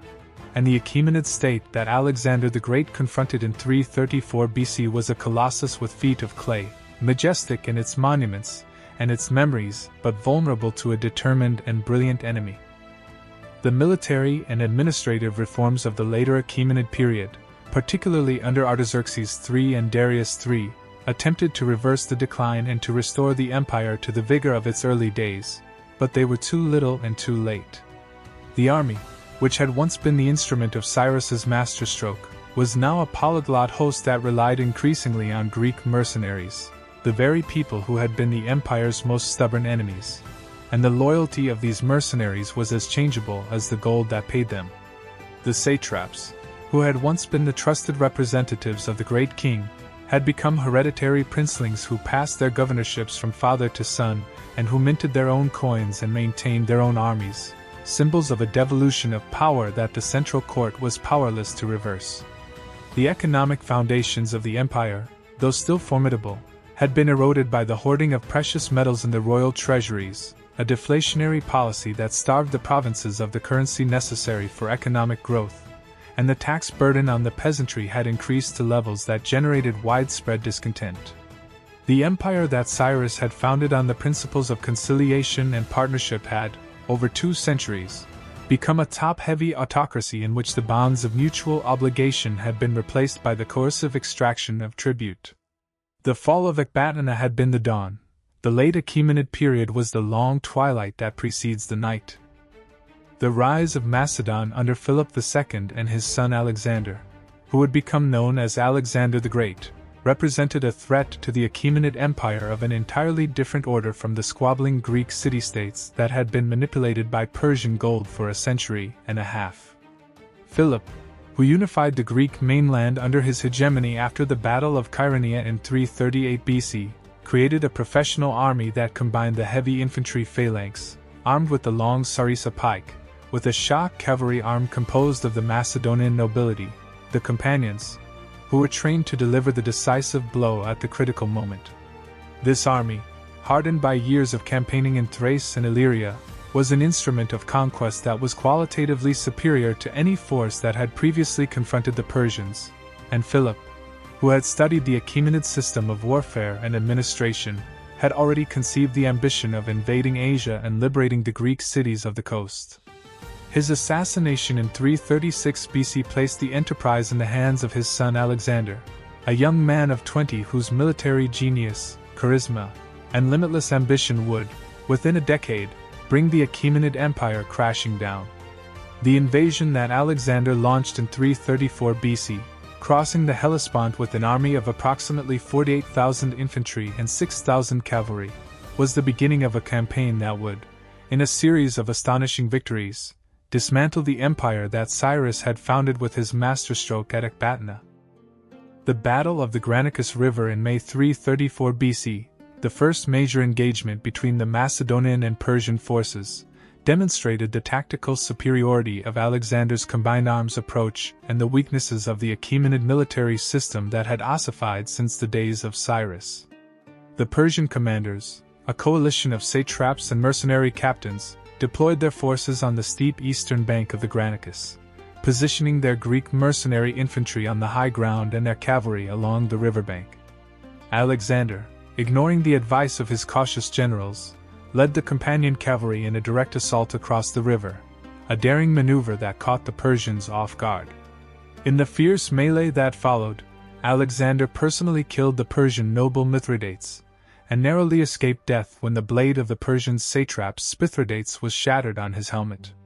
The Macedonian heavy infantry, crossing in the wake of the cavalry, engaged the Greek mercenaries, many of whom were slaughtered on the field as traitors to the Hellenic cause. The victory at the Granicus opened the western satrapies of the empire to Alexander's advance, and Sardis, the capital of Lydia that had fallen to Cyrus after the masterstroke 2 centuries earlier, surrendered without resistance, its Persian garrison recognizing the futility of opposing an enemy who had demonstrated his invincibility. The conquest of the Levant and Egypt in 333–332 BC demonstrated Alexander's ability to adapt his strategy to the changing circumstances of the campaign, and to exploit the internal divisions of the Achaemenid Empire. After the decisive victory at Issus in November 333 BC, where Alexander defeated the main Persian army under Darius III and captured the royal family, the Macedonian king chose to secure the coastal regions of Phoenicia, Palestine, and Egypt before pursuing Darius into the heartland of the empire.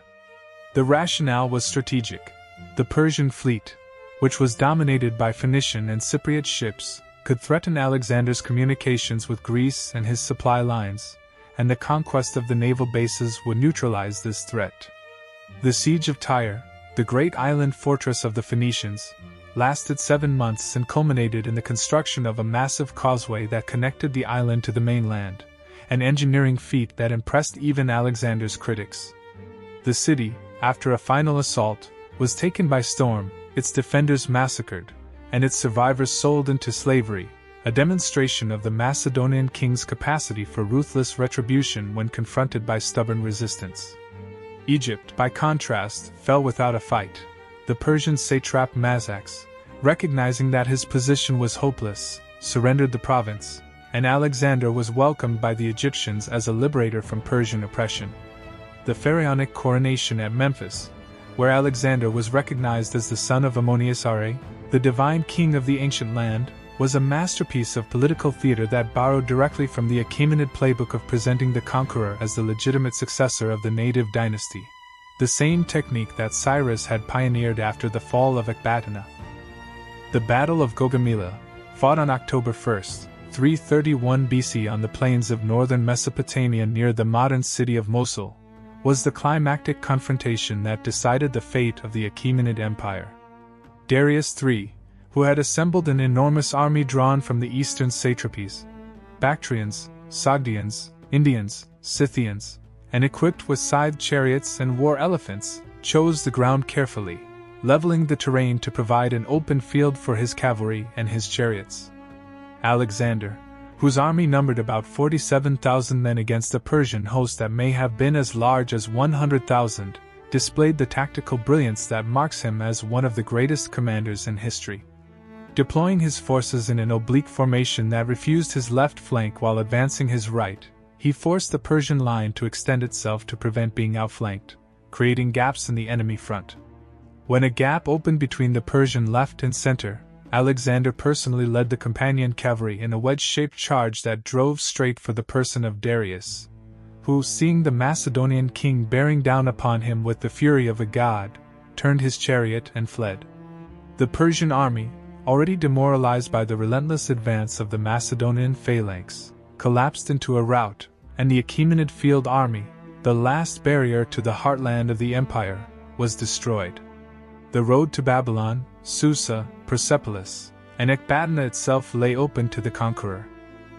The fall of the Achaemenid capitals in the winter and spring of 331-330 BC was the final chapter in the history of the empire that Cyrus had built.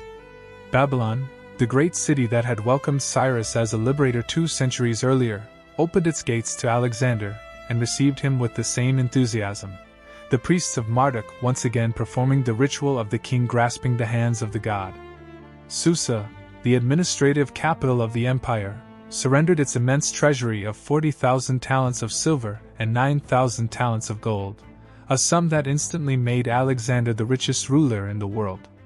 Persepolis, the ceremonial heart of the Achaemenid monarchy, was taken after a fierce defense by its garrison, and Alexander, in a notorious act that he later claimed to regret, allowed the city to be sacked and its palaces put to the torch.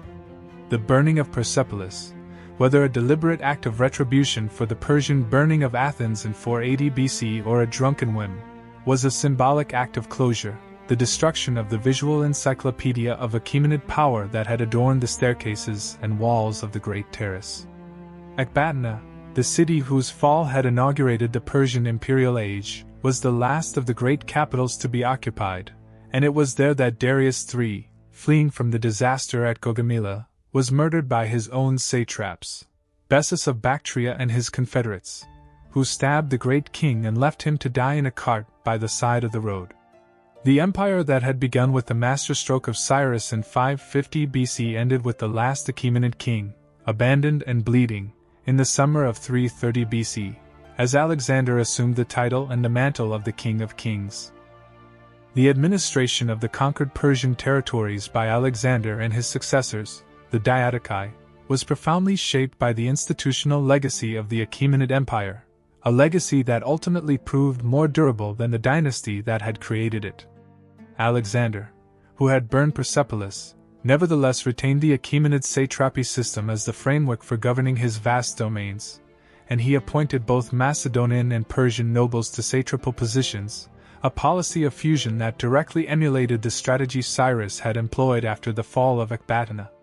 The marriage of 10,000 of his soldiers to Persian women at the mass wedding of Susa in 324 BC, and Alexander's own marriage to Statira, the daughter of Darius III, and to Persidas, the daughter of Artaxerxes III, were attempts to create a new ruling class that combined Macedonian military prowess with Persian administrative expertise and cultural prestige. The policy of Orientalization, which was deeply resented by the Macedonian veterans who saw it as a betrayal of their Greek identity, was a pragmatic recognition that the Achaemenid administrative structures, honed over 2 centuries of imperial governance,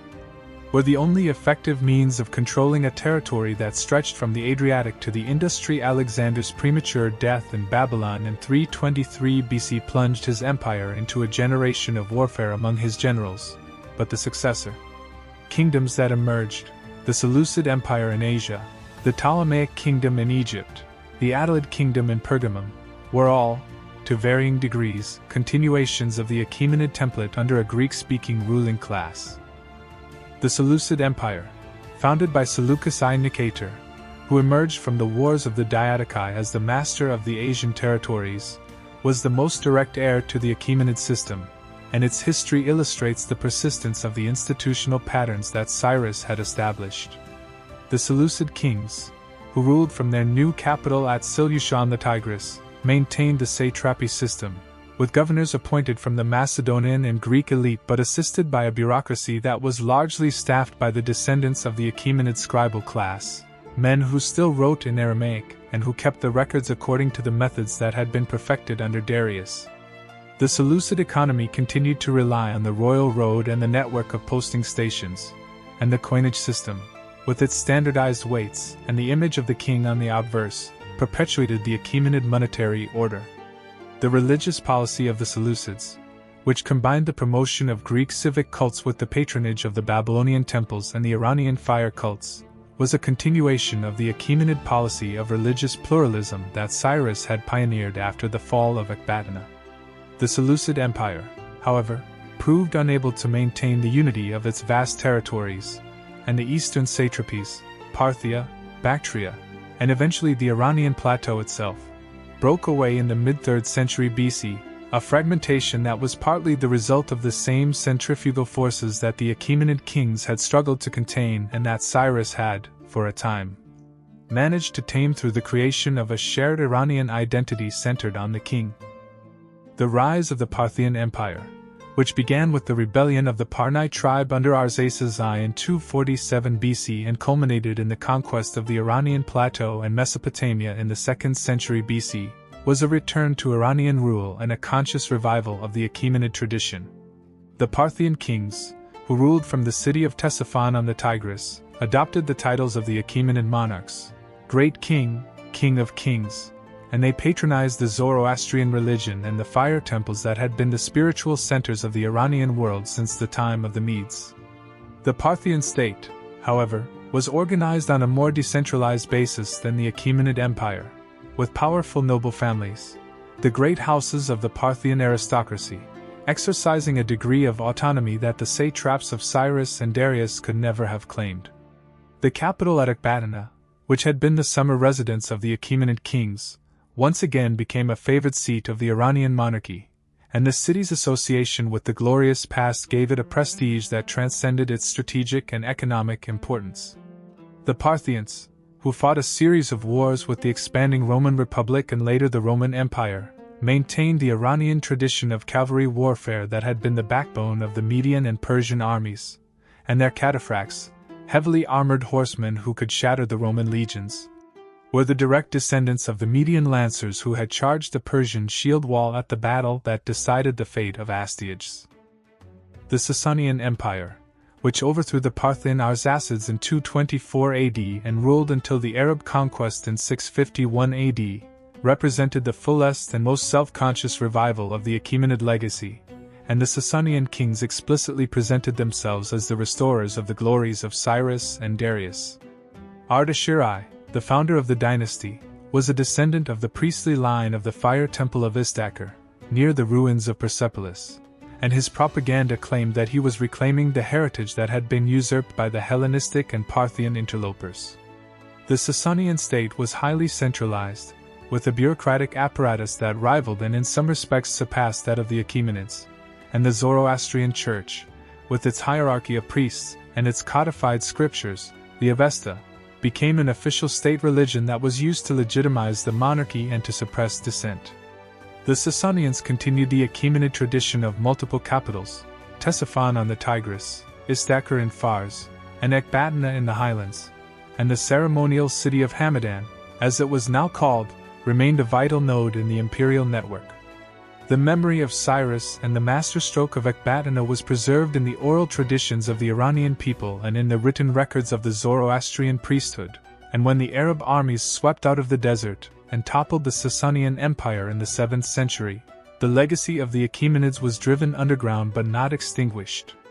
The Persian language, the Persian administrative system, and the Persian cultural identity survived the Islamic conquest, and the great epic of the Shahnameh, composed by Ferdowsi in the 10th century AD, celebrated the deeds of the ancient Iranian kings, including Cyrus, whom the poet called Khosrow, the just and glorious monarch who had united the Medes and the Persians and founded the First World Empire.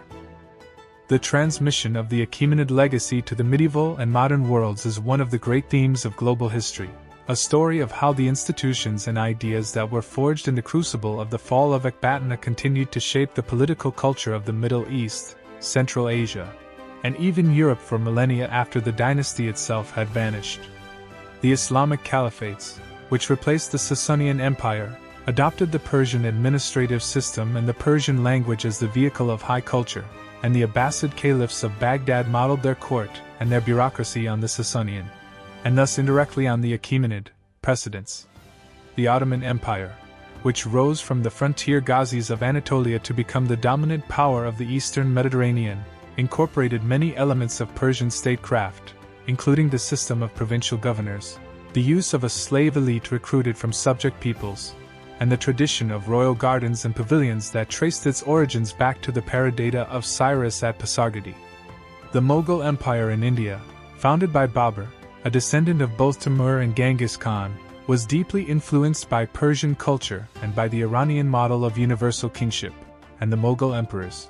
like their Achaemenid predecessors, presided over a multi-ethnic, multi-religious state that drew its legitimacy from the person of the monarch and his ability to dispense justice and to incorporate diverse elites into the imperial project. The fall of Ecbatana, a single event that occurred on a summer day in 550 BC, had set in motion a chain of historical consequences that extended across 2.5 millennia, influencing the rise and fall of empires from the Nile to the Ganges and from the Aegean to the steppes of Central Asia. The archaeological rediscovery of the Achaemenid Empire, which began in earnest in the 19th century and continues to the present day, has gradually assembled the material evidence that corroborates, corrects, and enriches the literary traditions about Cyrus and his masterstroke. The excavations at Pasargadae, conducted by Ernst Herzfeld in the 1920s and by subsequent Iranian and international teams, have uncovered the tomb of Cyrus, the palace complexes, the garden channels, and the fortifications that guard the entrance to the plain, confirming the descriptions of the site that have come down from antiquity, and revealing a level of architectural and engineering sophistication that amazes modern visitors. The Cyrus cylinder, discovered at Babylon and now recognized as a foundational document of human rights, has become a symbol of the benevolent aspects of Achaemenid rule and an object of intense scholarly and public interest, its text studied by philologists, and its message invoked by politicians and diplomats. The site of Ecbatana itself, buried beneath the modern city of Hamadan, has yielded fragmentary but tantalizing evidence of the Median and Achaemenid occupation, massive mud brick walls, fragments of painted plaster, and seals inscribed with the names of Median and Persian officials. The excavations at Persepolis, conducted by the Oriental Institute of the University of Chicago in the 1930s, uncovered the Great Terrace, the palaces, the administrative archives of thousands of clay tablets, and the magnificent reliefs that provide a visual encyclopedia of the empire at its height. The archaeological record, combined with the cuneiform texts and the Greek literary accounts, has allowed modern historians to reconstruct the fall of Ecbatana and its aftermath with a degree of precision that would have been unimaginable a century ago. The historical debate about the nature of the Achaemenid Empire and the character of its founder continues to engage scholars around the world, and the interpretation of the fall of Ecbatana has been a central theme in this debate. Some historians, following the Greek tradition, emphasize the role of individual agency, the cunning of Harpagus, the charisma of Cyrus, the cruelty of Astyages, and interpret the event as a palace coup that succeeded because of the personal qualities of the participants. Others, working from the perspective of social and economic history, see the fall of Ecbatana as the inevitable outcome of deeper structural forces, the tensions between the Median aristocracy and the centralizing monarchy, the economic dynamism of the Persian south, and the contradictions inherent in the tribal confederation that the Medes had never fully overcome. The most compelling interpretations, however, recognized that both personal and structural factors were at play and that Cyrus's genius lay precisely in his ability to recognize the structural weaknesses of the Median state and to exploit them through the personal relationships that he had cultivated. The fall of Ecbatana was a masterstroke because it combined, in a single moment, the contingent decisions of individuals with the long-term trends of economic and political development, producing an outcome that was neither inevitable nor accidental but the product of a mind that understood, with uncanny clarity, the forces that were shaping the world of the 6th century BC. The moral evaluation of Cyrus and his conquests has varied enormously across time and across cultures, reflecting the complexity of a figure who was simultaneously a conqueror and a liberator, a builder and a destroyer, a ruthless politician and a magnanimous ruler. In the Jewish tradition, Cyrus is anointed as the Messiah, the instrument of divine providence who restored the exiles and rebuilt the temple, a figure who embodies the hope of redemption and the possibility that God can work through even a pagan king. In the Greek tradition, Cyrus is a model ruler, the ideal monarch whose virtues are contrasted with the decadence and despotism of his successors, and Xenophon's Cyropaedia, which was read by Renaissance humanists and by the American founding fathers, presented Cyrus as the embodiment of wise and just government. In the Iranian national memory, preserved in the Shahnameh and in popular folklore, Cyrus is the archetype of the just king, the lawgiver who united the Iranian peoples and gave them the laws and institutions that endured for centuries. In modern times, Cyrus has been appropriated by a variety of political and ideological movements, by Iranian nationalists who see him as the father of the Iranian nation, by advocates of human rights who point to the Cyrus Cylinder as the first declaration of universal freedoms, and by critics of imperialism who note the violence and exploitation that accompanied the creation of the Achaemenid Empire. The fall of Ecbatana, as the foundational event of Cyrus's career, is therefore a site of contested memory, a moment that can be celebrated as a liberation, mourned as a conquest, or analyzed as a historical process, depending on the perspective of the interpreter. The lessons of the fall of Ecbatana for the study of empire and statecraft are multiple and profound. The event demonstrates the extraordinary importance of legitimacy in the construction of a durable political order. Cyrus did not merely defeat his enemies, he convinced them to accept his rule as rightful, and he did so by respecting their institutions, their religion, and their elites. The contrast with the Assyrian Empire, which relied on terror and mass deportation, could not be starker, and the longevity of the Achaemenid Empire, compared to the relatively brief duration of the Assyrian domination, suggests that the strategy of incorporation and conciliation is, in the long run, more effective than the strategy of annihilation and coercion. The fall of Ecbatana also illustrates the power of the masterstroke itself, the single, decisive action that changes the entire strategic landscape. By capturing the capital and the person of the king in one swift operation, Cyrus avoided a protracted war of attrition that would have drained his resources and allowed his enemies to coalesce against him. The masterstroke was a model of economy of force, a principle that military strategists from Sun Tzu to Clausewitz have recognized as the highest expression of the art of war. Finally, the event demonstrates the importance of personal relationships and emotional bonds in political history. The betrayal of Astyages by Harpagus, the loyalty of the herdsman Mithridates, the wisdom of the Magi, these are not merely colorful anecdotes, but essential elements in the causal chain that led to the fall of Ecbatana. Empires are not abstract machines, they are webs of human connections, and the masterstroke of Cyrus succeeded because he understood how to spin those webs. The enduring fascination with the fall of Ecbatana and the figure of Cyrus the Great is a testament to the power of a story that combines high drama, profound human emotions, and world historical consequences.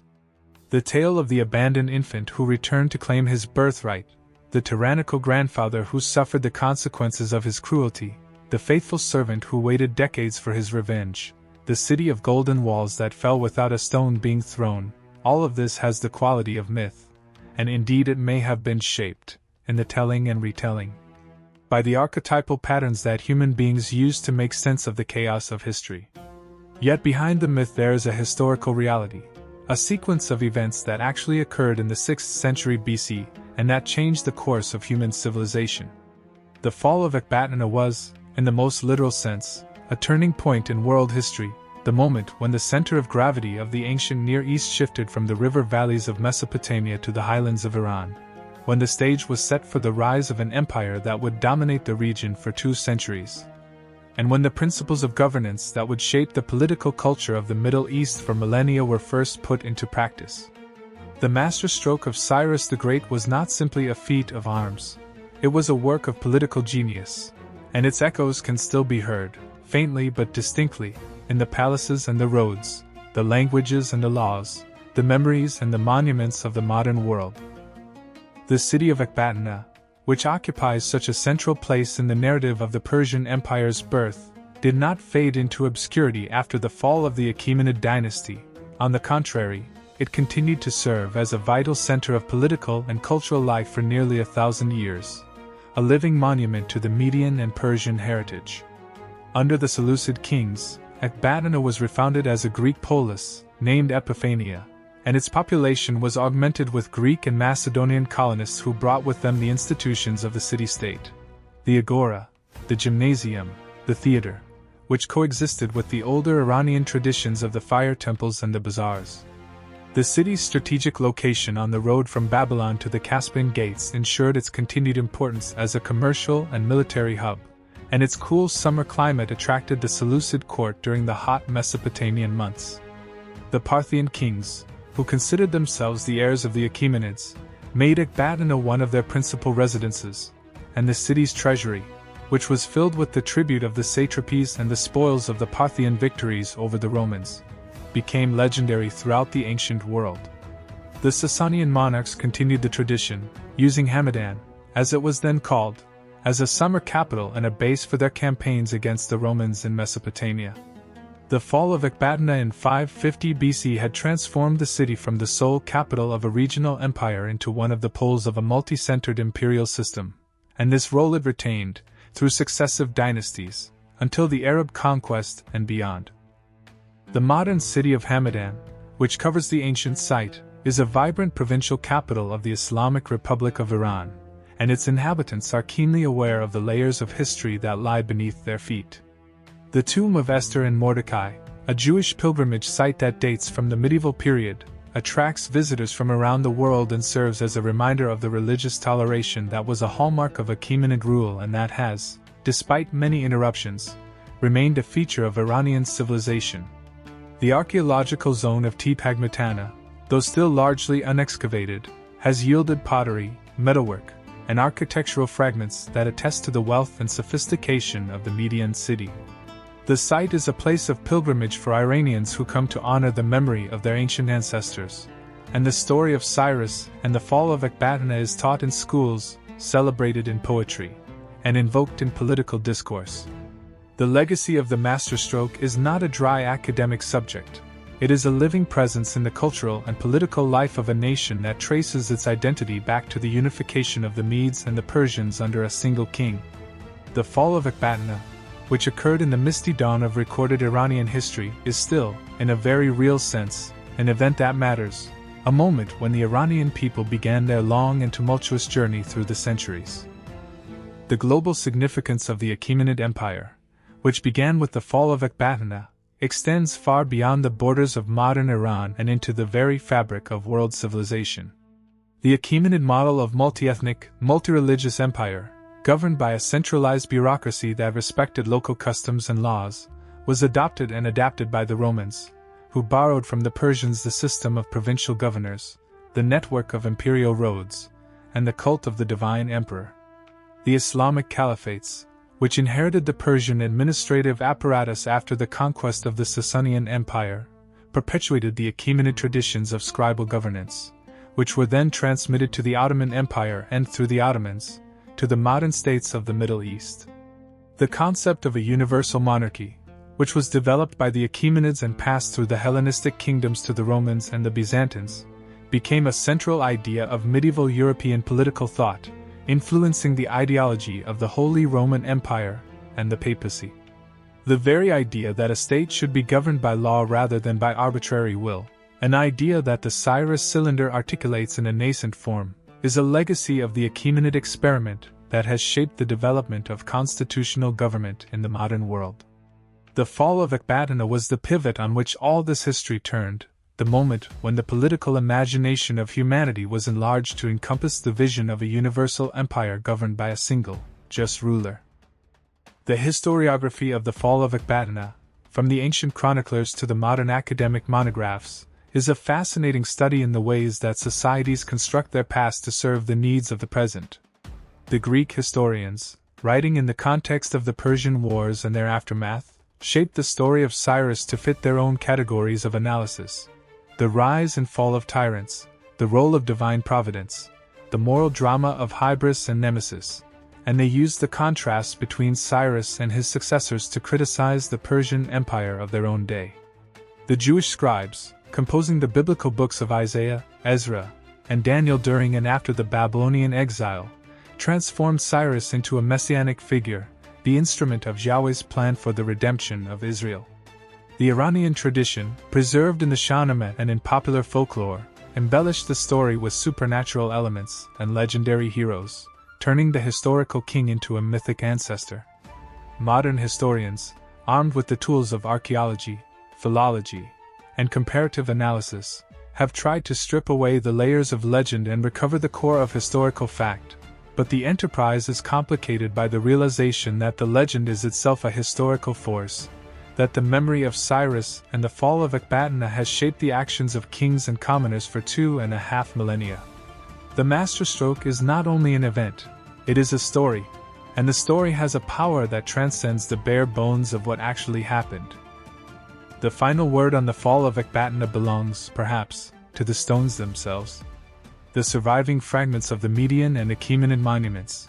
the broken columns of Pasargadae, the silent tomb of Cyrus, the weathered reliefs of Persepolis, the mounds of Hamadan, are a mute testimony to the grandeur and the fragility of human ambition. They remind us that the greatest empires are built on the fragile foundations of trust, loyalty, and the willingness of the many to obey the few. They remind us that a single moment of violence or betrayal can unravel the work of centuries, and that a single act of wisdom and magnanimity can create an order that endures for generations. The fall of Ecbatana, the masterstroke that toppled a king and founded an empire, is a story that will be told and retold as long as human beings are fascinated by the riddles of power, the mysteries of destiny, and the strange alchemy that transforms a tribal chieftain in the mountains of Iran into the ruler of the known world. In the golden light of the afternoon sun, when the wind blows across the plain of Hamadan and the shadows lengthen on the ancient mounds, one can almost imagine the day when the gates of Ecbatana swung open and the young conqueror, riding at the head of his army, entered the city that would make him immortal. The fall of Ecbatana was an ending, but it was also, and more importantly, a beginning, and its echoes will not fade until the last human voice falls silent. We have traveled together through the corridors of time, from the prophetic dreams of an aging Median king to the dusty plains where a young prince defied his grandfather and changed the destiny of the world. We have walked the 7-colored walls of Ecbatana, witnessed the secret machinations of Harpagus, and stood beside Cyrus as he made the decision that would transform him from a Persian vassal into the great king. We have followed the ripples of that masterstroke as they spread across the ancient Near East, toppling the wealthy Croesus, opening the gates of Babylon, and restoring the exiles to Jerusalem. We have seen how the principles of governance that were forged in the aftermath of the fall of Ecbatana, the policy of clemency, the strategy of incorporation, the respect for diversity, became the bedrock of an empire that endured for 2 centuries and that left an indelible mark on the civilizations that followed. We have traced the arc of Persian history from the glory of Cyrus to the twilight of Darius III, and we have observed how the legacy of the Achaemenids was preserved and transformed by the Seleucids, the Parthians, the Sasanians, and the Islamic caliphates, flowing like a great river through the landscape of Middle Eastern history until it reaches our own time, where the name of Cyrus is still spoken with reverence, and the ruins of his capital still draw pilgrims from across the globe. The story of the fall of Ecbatana is, at its deepest level, a story about the nature of power and the qualities that distinguish the builder of empires from the mere conqueror. Astyages had power. He commanded armies and accumulated treasure, and could command the death of anyone who offended him. But his power was brittle, because it rested on fear rather than on loyalty. And when the test came, his servants deserted him and his army handed him over to his enemy. Cyrus, by contrast, built a power that was flexible and resilient, because he understood that the most durable form of authority is the kind that is willingly accepted, even by those who have been defeated. The masterstroke of Ecbatana was not just a military victory, it was an act of political creation, the moment when Cyrus demonstrated that he was not merely the destroyer of the Median Empire but the founder of a new political order that would encompass Medes and Persians, Babylonians and Jews, Lydians and Greeks, all bound together by their allegiance to a king who governed with justice and magnanimity. This insight, that the legitimacy of a ruler is more important than the number of his soldiers, that the loyalty of the governed is the ultimate foundation of stable government, is a lesson that has lost none of its relevance in the 2.5 millennia since Cyrus entered the gates of Ecbatana. As we bring this journey to a close, I want to thank you for the time and attention you have devoted to exploring this pivotal moment in human history with me.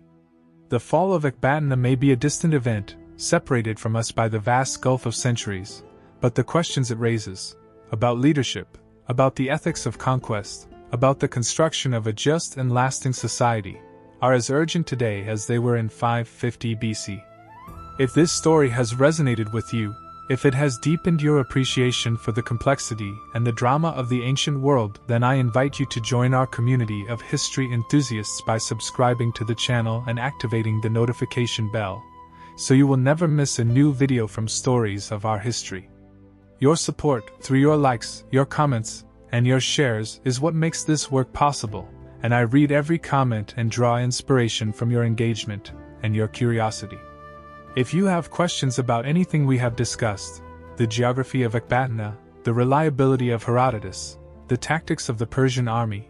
please leave them in the comments section, and I will do my best to address them in future videos. I also encourage you to share this video with friends, family, and colleagues who share your passion for the epic tales of our collective past.